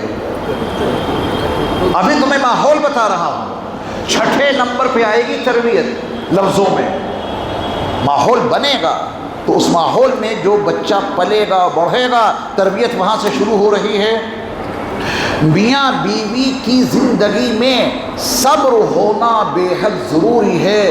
بے صبر باپ کے ہاں پلنے والا بچہ کبھی اچھا نہیں بن سکتا، بے صبری ماں کی گود میں پلنے والا بچہ کبھی خوشگوار ماحول بنا نہیں سکتا۔ بچے کی تربیت کے لیے ماں باپ کا صابر ہونا بہت ضروری ہے، دونوں میں صبر کی صفت اعلیٰ درجے پر موجود ہو، تب جا کے ان کی گود میں پلنے والے بچے کی صحیح تربیت ہو سکے گی۔ صبر، دیکھیے اللہ تعالیٰ نے ہمیں اور آپ کو جو زندگی عطا کی ہے اس دنیا کی، اس میں 2 حالتوں میں سے ایک حالت ضرور ہوگی، یا تو ماحول مزاج کے مطابق ہوگا، کوئی واقعہ ویسا ہی پیش آئے گا جیسا ہم چاہتے ہیں، جو ہم نے چاہا وہی ہو گیا، جو ہم نے مانگا وہی مل گیا، ایک حالت یہ ہے۔ اور دوسری حالت یہ ہے مزاج کے خلاف چیزیں پیش آ رہی ہیں، جو چاہ رہے ہیں وہ ہو نہیں رہا، جو مانگ رہے ہیں وہ مل نہیں رہا، یہی تو 2 حالتیں ہیں۔ اس وقت ہم اور آپ جس ماحول میں بیٹھے ہیں، یہ ماحول ہم نے چاہا، اللہ نے دے دیا۔ اولاد کی تربیت پر گفتگو سنیں گے، یہ خواہش تھی، اللہ نے آپ کی خواہش پوری کر دی، اور فرض کیجئے کہ خواہش پوری نہ ہوتی تو دوسری حالت ہو جاتی۔ 24 گھنٹے کی معمولاتی زندگی میں ان 2 حالتوں میں سے ایک حالت ضرور ہوگی، یا تو مزاج کے مطابق چیزیں مل رہی ہوں گی، مزاج کے مطابق چیزیں پیش آ رہی ہوں گی، یا مزاج کے خلاف۔ اب اسلام کا جامع اصول حیات دیکھیے، ان دونوں حالتوں کے لیے 2 صفات دے دیں۔ جب مزاج کے خلاف کوئی بات پیش آئے تو صبر کر لینا، خواہش پوری ہو جائے تو شکر کر لینا۔ اللہ، جب مزاج کے مطابق کوئی چیز پیش آئے تو شکر کر لینا، اور مزاج کے خلاف کوئی چیز پیش آئے تو صبر کر لینا۔ صبر میں اللہ نے طاقت کتنی رکھی ہے، صبر میں اللہ نے قوت کتنی رکھی ہے۔ فرمایا یا ایھا الذین آمنوا استعینوا بالصبر والصلاۃ، نماز بعد میں ہے، اے ایمان والو تم صبر کے دریا مدد چاہو۔ صبر میں وہ قوت رکھی ہے اللہ نے، وہ طاقت رکھی ہے اللہ نے۔ صابر انسان صبر کی صفت کے نتیجے میں بہت بڑی قوت حاصل کر لیتا ہے اور بہت بڑی مدد اسے مل جاتی ہے. اور کیوں نہ ملے، میرے رب کا فیصلہ ہے ان اللہ مع الصابرین، بلا شبہ اللہ صبر کرنے والوں کے ساتھ ہیں. اللہ کی مدد رہتی ہے صبر کرنے والوں کے ساتھ. تمنا میری بھی ہے اور خواہش آپ کی بھی کہ اللہ کا ساتھ مل جائے، اللہ ہمارے ساتھ آ جائیں، اللہ کی مدد ہمیں مل جائے. ہے نا تمنا؟ تو اس کے لیے صبر کرنا پڑے گا. جب مزاج کے خلاف کوئی بات پیش آئے تو صبر کر لو، اللہ کی مدد ملنی یقینی ہے. یہ قرآن کا فیصلہ ہے ان اللہ مع الصابرین. جو بچہ، اب توجہ دیجئے، جو بچہ ایسے ماں باپ کی گود میں ہو جو دونوں بے صبرے ہیں، تو بچے میں وہ بے صبری کی کیفیت ضرور پیدا ہوگی. اور جب ماں باپ کی بے صبری کی کیفیت سے بچہ متاثر ہو کر وہ بے صبرا بنے گا تو اس کا بے صبرا پن ماں باپ کے لیے جان کی مصیبت بن جائے گا. بچے نے کہا کہ گاڑی چاہیے، آپ نے کہا کہ کوئی نہیں، 2 دن کے بعد دلا دیں گے. اس نے پرورش کس ماحول میں پائی؟ بے صبری کے ماحول میں. وہ کہے گا 2 دن نہیں، ابھی چاہیے. آپ کے لیے ہمارے لیے مصیبت بنی کہ نہیں؟ اس کا مطالبہ مصیبت بنا کہ نہیں بنا؟ اور اگر اس بچے کی پرورش صابرانہ ماحول میں ہو رہی ہوتی اور اس نے کہا کہ ابا جی گاڑی چاہیے، آپ نے کہا کہ 1 مہینے کے بعد دلوائیں گے، بیٹے نے کہا جزاک اللہ ابا، حضور جب آپ کو موقع ہو جب دلا دیجئے گا. دونوں باتوں میں بڑا فرق ہو گیا. اس کی بے صبری کے ذمہ دار ہم اور آپ. کبھی ہم نے اس بچے کے سامنے صابرانہ زندگی گھر میں گزاری ہی نہیں، وقت پہ کپڑے نہیں مل سکے، بچہ سمجھدار ہے، بے صبری کا ایسا مظاہرہ کیا، اس کی ماں کی عزت تار تار کر دی. بچہ دیکھ رہا ہے اتنی سی معمولی سی بات پہ ابا اتنے بے صبرے ہو گئے. اماں اپنے شوہر سے کہہ رہی کہ ان کی بیوی کی بازار جانا، فلاں چیز میرے لیے لیتی آنا. واپس آئے خالی ہاتھ. بیوی نے پوچھا وہ چیز کہاں ہے؟ بولے جس راستے سے میں آ رہا تھا اس راستے میں وہ چیز تھی نہیں، میں ادھر جا نہیں سکا، کل لے آؤں گا. اب اسی بات پر بیوی نے اتنا ہنگامہ کھڑا کر دیا، اور وہاں اس کا بیٹا موجود ہے، وہاں اس کی بیٹی موجود ہے، اور بیوی نے بے صبری کا اتنا ہنگامہ کیا. کیا یہ بچہ اس سے متاثر نہیں ہوگا؟ اور آگے چل کر جب بیٹا کہتا ہے کہ یہ چیز چاہیے، ماں باپ نے تاخیر کر دی، تو وہی منظرنامہ سامنے آئے گا جس سے دل کو بڑی تکلیف ہوگی، اور یہ شکوے ہمارے بیکار ہو جائیں گے. اس میں کوئی دم نہیں ہوگا، اس شکووں میں کوئی مضبوطی نہیں ہوگی کہ صاحب یہ لڑکا جو ہے اس کے مزاج میں عجلت بہت زیادہ ہے، وقت پہ اسے کوئی چیز جب نہیں ملتی ہے تو یہ ہنگامہ برپا کر دیتا ہے. اس کی اس بدخلقی کا ذمہ دار اس کا باپ بھی تو ہے اور اس کی ماں بھی ہے کہ اس نے اپنے گھر میں یہی تو سبق سیکھا تھا. باپ کے اندر صبر کی کوئی صفت نہیں تھی اور ماں کے اندر صابرانہ مزاج نہیں تھا. یہ دونوں بے صبروں کے بیچ جو اولاد پنپی ہے، جس اولاد کی پرورش ہوئی ہے، وہ بے صبری اولاد ہوگی. بے صبری اولاد ماں باپ کے لیے وبال جان ثابت ہوگی. اپنی اولاد کی تربیت کے لیے ضروری ہے کہ باپ بھی صابرانہ زندگی گزارے، ماں بھی صبر کی صفات سے مالا مال ہو. اس کے بعد 5ویں صفت ہے شکر. ماں باپ کیسے ہوں؟ شاکرانہ مزاج رکھتے ہوں، اللہ نے جو دیا اس پر شکر ادا کرنے والے ہوں. اگر ماں باپ شاکرانہ مزاج رکھتے ہیں، رب کعبہ کی قسم اس ماحول میں جو بچے پرورش پائیں گے ان کے مزاج میں بھی شکر کی صفت پیدا ہوگی.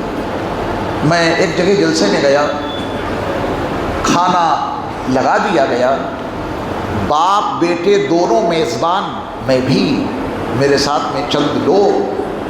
تو اسی دسترخوان پر ان کے والد نے کوئی چیز اٹھا کے مجھے دی کہ حضرت آپ لیجیے.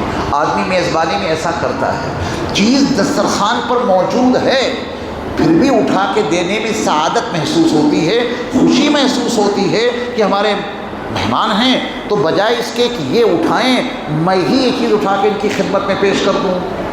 ابا نے وہ چیز اٹھا کے مجھے دی. اگلے مرحلے میں بیٹے نے ایک پلیٹ اٹھائی اور اپنے باپ کی خدمت میں پیش کر دی. ابا حضور اس میں سے آپ لے لیجیے. ابا نے اس میں سے وہ چیز اٹھائی، منہ میں بعد میں رکھی، پہلے اپنے بیٹے کو بولا جزاک اللہ. میں نے ان کے والد کو بولا جزاک اللہ. بیٹے نے اپنے باپ کی خدمت میں وہ پلیٹ پیش کی، ابا نے وہ چیز اٹھائی اور منہ میں بعد میں رکھی، بیٹے کو کیا بولا؟ جزاک اللہ۔ اپنے گھروں کا جائزہ لیں، مائیں بہنیں بھی سن رہی ہیں، بیٹیاں بھی سن رہی ہیں، ہم سب اللہ کے قانون میں برابر کے مکلف ہیں، ہم میں آپ میں کوئی فرق نہیں ہے، فرق صرف اتنا میں کرسی پر بیٹھا ہوں اور آپ نیچے بیٹھے ہیں۔ جب اللہ کے قانون کی بات آئے گی تو اللہ کا وہ قانون جتنا آپ پر نافذ ہوگا اتنا ہی مجھ پر بھی تو نافذ ہوگا، کیا مجھے اس میں کوئی رعایت مل جائے گی؟ نہیں، ہم سب اللہ کے قانون کے برابر کے مکلف ہیں، بلکہ ہم پر کچھ زیادہ ہی لاگو ہو جائے گا، تمہیں زیادہ معلومات تھیں، ان کو کم معلومات تھیں، ہم سب اللہ کے قانون کے مکلف ہیں۔ اللہ ہمیں اور آپ کو اس کا شعور عطا فرمائے۔ جائزہ لیجئے، آپ کو گھر میں کبھی پیاس لگی اور آپ نے اپنی بیوی سے کہا کہ پانی لے آنا، انہوں نے ایک گلاس آپ کو پانی پیش کیا، آپ نے بیوی کو جزاک اللہ بولا کہ نہیں؟ یہ جزاک اللہ باہر کے لیے ہے کیا؟ گھر میں بیوی نے کھانا بنایا، ایک ڈش تیار کر کے کبھی دیکھنا کتنی محنت، بھنڈی پکا کے دیکھ لینا، دھونا کاٹنا، اتنے مرچ مسالے، آگ کے پاس رہنا، روٹی بنانا، چاول تیار کرنا، یہ اتنا مجاہدے کا کام ہے، تصور کرو تو پسینے چھوٹ جاتے ہیں۔ ایک خاتون نے اتنی قربانی دے کے کھانا تیار کیا ہے، دسترخوان لگا دیا، سب کچھ لا کے رکھ دیا، شوہر نے کھایا، منہ پوچھا، ایک آدھی کمیاں نکالی، سائڈ پکڑ لی، یہ زندگی اسلامی نہیں ہے۔ بیوی کو بولو جزاک اللہ، آپ نے اتنی قربانیوں کے بعد یہ کھانا تیار کیا، اللہ تمہیں سلامت رکھے، تمہاری نسلوں کو سلامت رکھے، تم نے بڑی خدمت کی ہے میری، میں تمہارے لیے اور دعائیں کروں گا، بہت بہت شکریہ، جزاک اللہ، آپ کا شکر گزار ہوں میں۔ کبھی گھر میں شاکرانہ ماحول بنایا ہم نے؟ شوہر نے بیوی کے لیے 30,000 روپے کا سوٹ خرید لیا، حالانکہ اس کے ذمے یہ تھا نہیں، اس کے ذمے صرف اتنا تھا کہ کپڑا ایسا دے دو جس سے تن بدن ڈھک جائے، یہ فرض تھا۔ اس نے 30,000 روپے کا سوٹ لا کے دیا، گھر میں پہنچا تھا بڑی امید لے کر کہ آج کچھ تعریفی اور شکریہ کے جملے سننے کو ملیں گے، تو بجائے شاکرانہ الفاظ سننے کے تنقید سننے کو ملی۔ 30,000 والا ہی لائے، 45,000 والا کیوں نہیں لے لیا؟ یہ شاکرانہ زندگی ہے، یہ ہم اپنے لیے مصیبت کھڑی کر رہے ہیں۔ اس ماحول میں جو بچہ پیدا ہوگا اسے جو دلاؤ گے وہ آگے کی چیز مانگے گا۔ آج آپ نے اس کو گاڑی دلائی، وہ کہے گا اچھا یہی والی گاڑی دلائی، اوڈی کیوں نہیں دلوائی، مرسڈیز کیوں نہیں دلوائی؟ کسی حد پہ وہ بچہ آج کیوں نہیں رک رہا ہے؟ اس وجہ سے کہ اس نے پرورشی ایسے ماحول میں پائی جس میں شکر گزاری کا ماحول نہیں تھا۔ بیوی اپنے شوہر کے لیے کچھ بھی کرے، شوہر اس کا شکریہ نہیں ادا کرتا تھا، شوہر اپنی بیوی کے لیے کچھ بھی کرے، بیوی اس کا شکریہ ادا نہیں کرتی تھی۔ ایسے ماحول میں جو بچہ پرورش پائے گا وہ ابا اور اماں کا کچھ بھی دیا ہوا اس پہ شکریہ کیوں ادا کرے گا؟ آج سے 4 دن پہلے کی بات،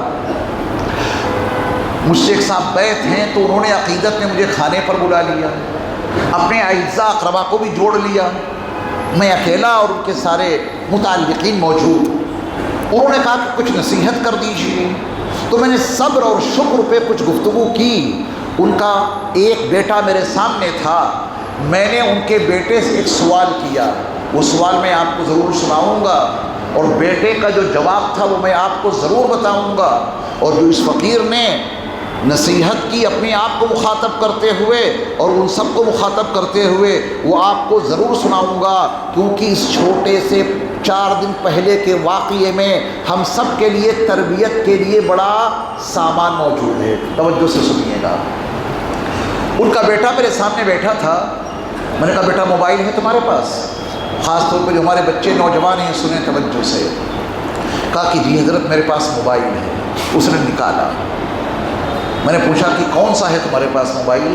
اس نے کہا 15 ہے۔ میں نے کہا یہ بتاؤ سب سے اچھا موبائل تمہاری نگاہوں میں کیا ہے؟ اس نے کہا کہ 16۔ اس کے پاس کون سا تھا؟ 15۔ اچھا کون سا ہے؟ اس نے سچی بات بتائی، غلط نہیں کہا، اس نے سچ کہا، حق کہا کہ اس کے بالمقابل وہ زیادہ اچھا ہے، اور جیسے ہی اس کی زبان سے میں نے یہ سنا کہ وہ 16 زیادہ اچھا ہے، میں نے کہا نہیں بیٹے، تمہیں یہ کہنا چاہیے کہ میرے ابا نے جو مجھے دلا دیا، میرے لیے کائنات میں سب سے اچھا وہ موبائل ہے۔ کریں گے اس کی تربیت اپنے گھروں میں؟ اللہ ہمارے گھروں میں یہ ماحول برپا کر دے، بچوں کی خدمت میں، بچوں کے ہاتھ میں باپ جو دے دے وہ ساری کائنات سے افضل، ساری کائنات سے بہتر ہے، ہم اور چیزوں اپنی نگاہ میں دوڑائیں گے۔ کیا کچھ سبق ملا اس سے؟ ہمارے اور آپ کے لیے سب سے بہتر کیا ہے جو ہمارے پاس ہے؟ اس سے بہتر کچھ نہیں۔ 25 گز کے مکان میں رہ رہے ہیں، اڈانی امبانی والے فلیٹ تو نہیں چاہیے، ان کے بڑے مکان تو نہیں چاہیے، وہ انہیں مبارک، میرے لیے تو سب سے اچھا مکان میرا 25 گز کا ہے۔ یہ ہے شاکرانہ صابرانہ صفات کا انسان، یہ کہیں ٹینشن میں نہیں آئے گا، ورنہ دنیا کا ڈیزائن اللہ نے ایسا کیا ہے کہیں ٹھہراؤ نہیں۔ یہ کہیں ٹھہراؤ ہے؟ گاڑیوں پہ آ جائیے کوئی انتہا ہے، کپڑوں پہ آ جائیے کوئی انتہا ہے، گھڑیوں پہ آ جائیے کوئی انتہا ہے، قلم پہ آ جائیے کوئی انتہا ہے، چشموں پہ آ جائیے کوئی انتہا ہے، جو خریدو کہ اس سے اعلیٰ درجے کی چیز مارکیٹ میں موجود ہے۔ ہمارے اور آپ کے لیے سب سے بہتر کیا؟ جو ہمارے پاس ہے۔ بچوں کو یہ سبق دیجیے، بیٹو، بچوں، تمہیں جو کچھ مل گیا باپ کی طرف سے تمہارے لیے یہی سب سے بہتر ہے، اس سے بڑا تحفہ، اس سے بڑی کوئی چیز تمہارے لیے ہے ہی نہیں۔ یہ صبر کی صفت ہو اور شکر کی صفت ہو۔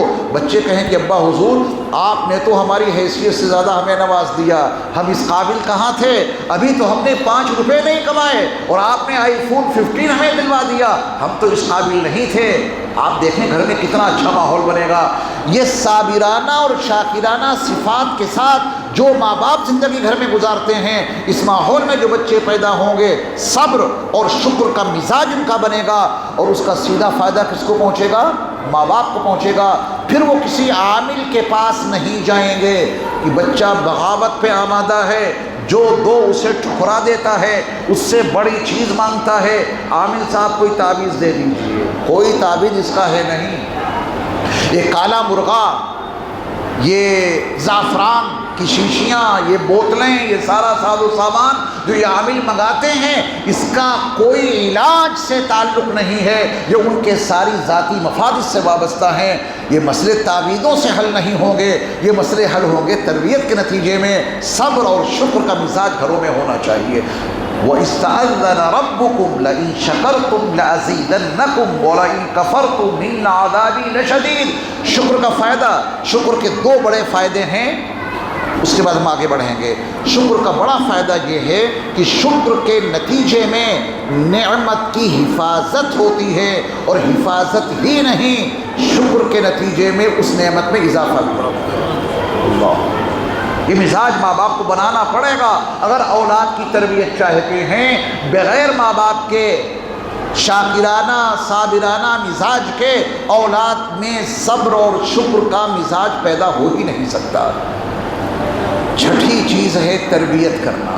اب آیا ہے نمبر تربیت کا۔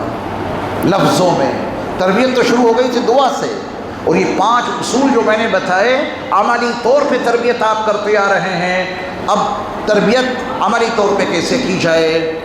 اس کے جو حقوق ہیں وہ ادا کرنے چاہیے۔ بچے کا نام اچھا رکھو، اس کے کان میں اذان اور اقامت کا اہتمام رکھو، تحنیک کا اہتمام کرو، کسی اللہ والے سے کھجور چبوا کر پہلے مرحلے میں اس کا لعاب اس کے اندر جائے۔ ماں باوضو ہو کر اپنے بچے کو دودھ پلائے، جب تک بچہ حمل میں رہے ذکر کا خاص اہتمام رکھے۔ ماں، بچہ پیٹ میں پل رہا ہے، پرورش پا رہا ہے ماں کے پیٹ کے اندر، اس دوران ماں کثرت سے قرآن پڑھے، اللہ کا ذکر زیادہ کرے۔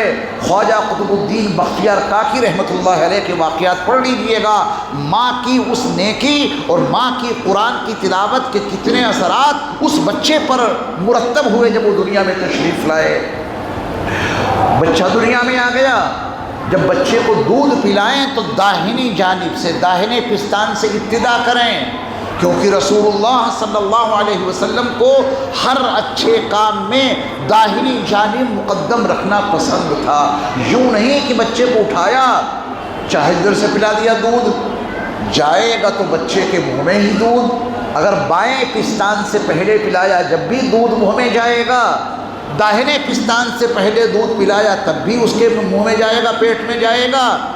ہمیں اور آپ کو دو ہاتھ دیے ہیں اللہ نے، اس سے کھانا اٹھا کے منہ میں رکھو تب بھی وہ لقمہ پیٹ میں جائے گا، اس سے اٹھا کے رکھو تب بھی لقمہ اندر جائے گا۔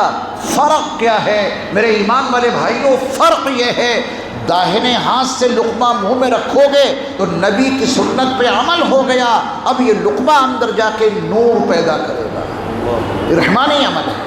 اور اگر الٹے ہاتھ سے لقمہ اٹھا کے اندر رکھا، یہ شیطانی عمل ہے۔ لقمہ تو اندر جائے گا لیکن یہ لقمہ اندر جا کے تاریکیاں پیدا کرے گا، ظلمتیں پیدا کرے گا۔ دونوں ہاتھوں میں سے پھر کس ہاتھ سے کھانا کھانا چاہیے؟ داہنے ہاتھ سے۔ ماں کو چاہیے کہ وہ اپنے بچے کو دودھ پلانے کا آغاز اپنے داہنے پستان سے کرے، پھر بائیں پستان سے بھی پلا دے، لیکن آغاز سے باوضو ہو کر دودھ پلائے۔ اس کے سیدھے اثرات اس بچے کے اوپر مرتب ہوں گے۔ دینی تعلیم دینے کے لیے خاص اہتمام کرے، چھوٹوں پہ شفقت، بڑوں کا احترام کا درس گھر سے دیا جائے۔ اس کے سامنے ماں باپ کبھی گالی نہ بکیں، اس کے سامنے ماں باپ آپس میں کبھی کوئی لڑائی جھگڑا نہ کریں، اس کے سامنے ماں باپ نہایت شریفانہ زندگی گزاریں۔ آپ دیکھنا کہ اس بچے کی ایسی تربیت اور ایسی نیک ماحول میں پرورش ہوگی کہ یہ بچہ آگے چل کے انشاءاللہ اپنے والدین کو ہی نہیں، پورے گھر کو، آئلی زندگی کے تمام افراد کو، پورے خاندان کو، پورے سماج، پورے معاشرے کو، پوری بستی کو اس بچے سے فیض پہنچے گا انشاءاللہ۔ ہر چیز کی تربیت دینی پڑتی ہے، بچوں کو سمجھانا پڑتا ہے، اور آج کے وقت کا جو حساس مسئلہ ہے وہ بھی تربیت میں ایک جملے میں شامل کیے دیتا ہوں۔ جہاں انہیں بڑوں کے احترام کا سبق سکھاؤ، جہاں ان کے چھوٹوں پر شفقت کرنے کا درس دو، وہیں یہ چیز بھی بتلا دیں بیٹا اپنے علماء اور اپنے اماموں کا خاص طور پہ احترام اور اکرام اور اعزاز کرتے رہنا۔ تمہاری دینی زندگی کی اصلاح ان اماموں سے، ان علماء سے وابستہ ہے۔ آج کے بچے جہاں اپنے ماں باپ کا احترام نہیں کرتے، وہیں ایک بیماری ان میں یہ بھی پیدا ہو گئی، وہ علماء کا اکرام ہی نہیں جانتے، وہ علماء کا احترام ہی نہیں جانتے، اماموں کا مقام و مرتبہ ان کی نگاہوں میں کچھ نہیں رہا۔ ہم نے اپنے بچپن میں دیکھا ہے، پروفیسر صاحب تشریف فرمائے، پروفیسر خلیل احمد صدیقی صاحب، ہم دونوں ایک ہی گاؤں پہ رہنے والے ہیں، ہمیں خوب یاد ہے لوگ بیڑی پی رہے ہوتے تھے، میرے استاد محترم منشی وارث علی صاحب کا اگر گزر ہو گیا تو بیڑی پینے والے بیڑی چھپا لیتے تھے، تو منشی جی آ رہے ہیں۔ ایک وقت وہ تھا اور آج کا وقت یہ ہے، امام گزرے یا عالم، محدث گزرے یا فقیہ اور مفسر، جو بیڑی پی رہا ہے وہ ان کے سامنے پی رہا ہے، ماں باپ کے سامنے پی رہا ہے۔ اور آج کے وقت کا بڑا المیہ یہ بھی تو بن گیا، بیٹا باپ کے ساتھ بیٹھ کر شراب پی رہا ہے۔ حقیقت ہے یہ۔ کیا ایسے بیٹوں سے توقع کی جا سکتی ہے کہ اپنے والد کا کوئی احترام کرے گا؟ جو بیٹا اپنے باپ کے سامنے بیڑی اور سگریٹ پی رہا ہو، وہ آگے چل کے کس حد تک پہنچ سکتا ہے ہم اور آپ اس کا تصور نہیں کر سکتے۔ تو یہ تربیت قدم قدم پر ان کی کرنی ہوگی، انہیں سمجھانا ہوگا بڑوں کے بیچ کیسے بیٹھتے ہیں۔ آپ حکیم لقمان کی وہ 10 نصیحتیں سنا دینا بچوں کو جو 21ویں پارے میں سورہ لقمان کے دوسرے رکوع میں موجود ہیں۔ آپ کو تعجب ہوگا کہ حکیم لقمان اپنے بیٹے کی نصیحت جن خطوط پر کر رہے ہیں اس میں پہلا خط یہ ہے، یا بنی لا تشرک باللہ، اے میرے پیارے بیٹے اللہ کے ساتھ شرک نہ کرنا۔ ہم نے کبھی یہ محنت اپنے بچوں پر کی؟ ان کا بیٹا کیا مشرک تھا؟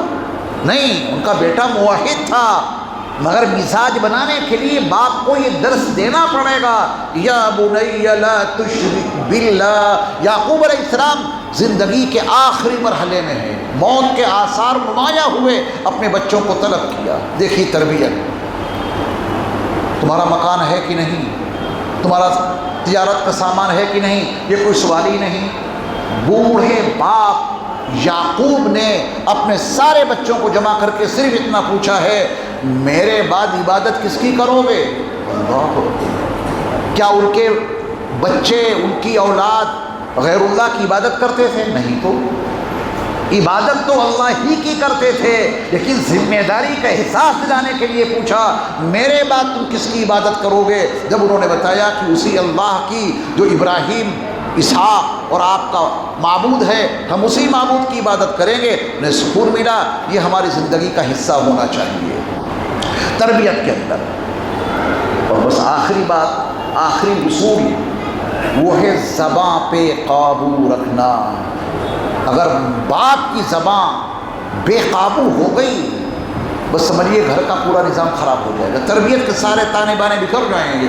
باپ کی زبان اگر بے قابو ہو گئی تو پھر وہ دن آئے گا، ضرور آئے گا کہ ایک دن اس بیٹے کی زبان بے قابو ہو کے رہے۔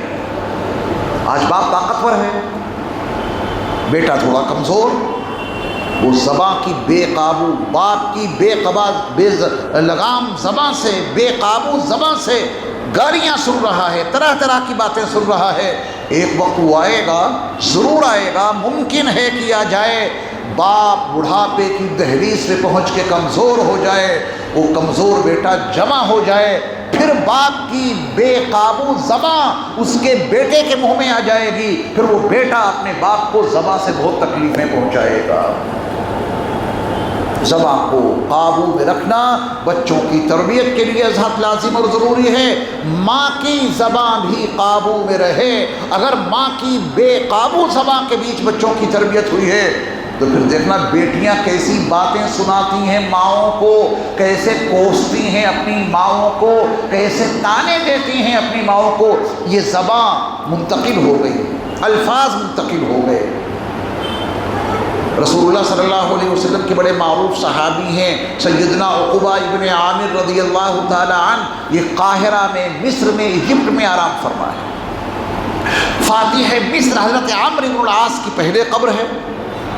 تھوڑا سا آگے بڑھیں گے، اندرونی حصے میں مسجد کے حضرت عقبہ ابن عامر کی قبر ہے۔ یہ فقیر ان کی قبر پہ 4 مرتبہ گیا ہے۔ میں نے مصر کے 4 سفر کیے، ہر مرتبہ ان کی قبر پہ میں گیا۔ ان کی روایت کردہ ایک حدیث میں نے بہت پہلے سن رکھی تھی، میں اپنے دل کی کیفیات آپ کو بتا نہیں سکتا۔ جب ان کی قبر پر پہنچا، ان کو سلام عرض کر کے کہا، یا اللہ عقبہ ابن عامر کو جزائے خیر عطا فرمائیے، انہوں نے نبی سے پیارا سوال کیا تھا، میرے مصطفیٰ نے ان کے سوال کا جواب دیا تھا، انہوں نے اپنا سوال اور آپ کے نبی کا جواب آگے بڑھا دیا۔ محدثین کے حوالے سے وہ ان کا سوال اور رسول اللہ کا جواب مجھ تک پہنچ گیا۔ یہ عقبہ ابن عامر سوال نہ کرتے، میرے مصطفیٰ جواب نہ دیتے تو ہماری زندگی میں نجات کا باب کیسے واضح ہوتا۔ حضرت عقبہ ابن عامر رضی اللہ تعالی عنہ نے رسول اللہ صلی اللہ علیہ وسلم سے سوال کیا تھا، یا رسول اللہ میں نجات کا متلاشی ہوں، میں نجات چاہتا ہوں، مجھے نجات کیسے ملے گی؟ یہ سوال تو میرا بھی ہے، یہ سوال تو آپ کا بھی ہے، یہ ضرورت میری بھی ہے نجات ملے، یہ ضرورت آپ کی بھی ہے کہ نجات ملے۔ نجات مل گئی تو کامیابی، نجات نہیں ملی تو تباہی، سب کی ضرورت ہے۔ اللہ کے رسول صلی اللہ علیہ وسلم نے عقبہ ابن عامر کو نجات پانے کے لیے جو 3 باتیں بتائیں، ان میں سے ایک بات ہمارے اس موضوع سے متعلق ہے، اس کو سن لیجئے۔ اللہ کے نبی صلی اللہ علیہ وسلم نے حضرت عقبہ ابن عامر سے کہا، املک علیک لسانک، عقبہ اپنی زبان پہ قابو رکھنا، نجات مل جائے۔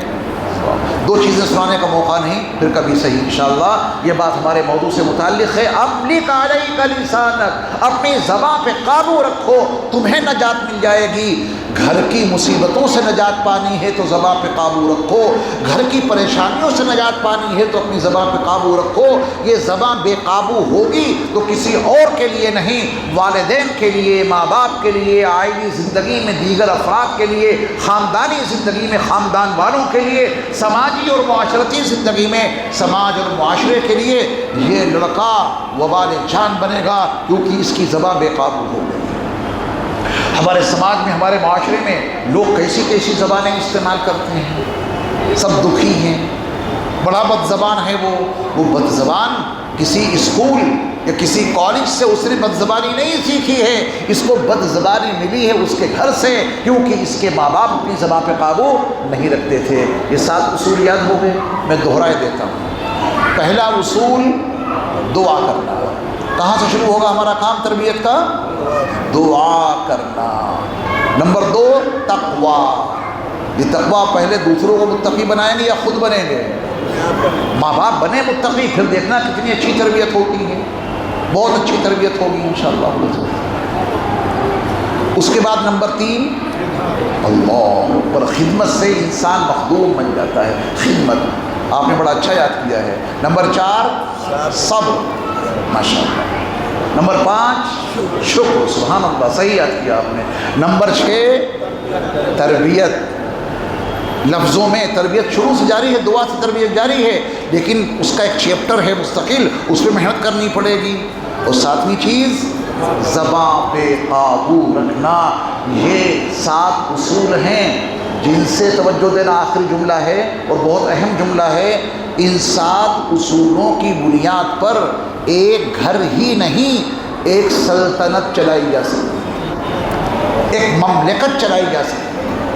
ان 7 اصولوں کی بنیاد پر پوری ایک حکومت چلائی جا سکتی ہے۔ کبھی غور کر لینا، اگر یہ 7 اصول حاکم اپنا لے، آپ یقین جاننا اس کی حکومت بہت اچھی چلے گی۔ یہ 7 اصول ایک سلطان اپنا لے، اس کی سلطنت بہت اچھی ہو جائے گی۔ یہ 7 اصول ماں باپ اپنا لیں، اس کی اولاد بہت اچھی ہو جائے گی۔ اللہ مجھے اور آپ کو کہنے سننے سے کہیں زیادہ عمل کی توفیق عطا فرمائے۔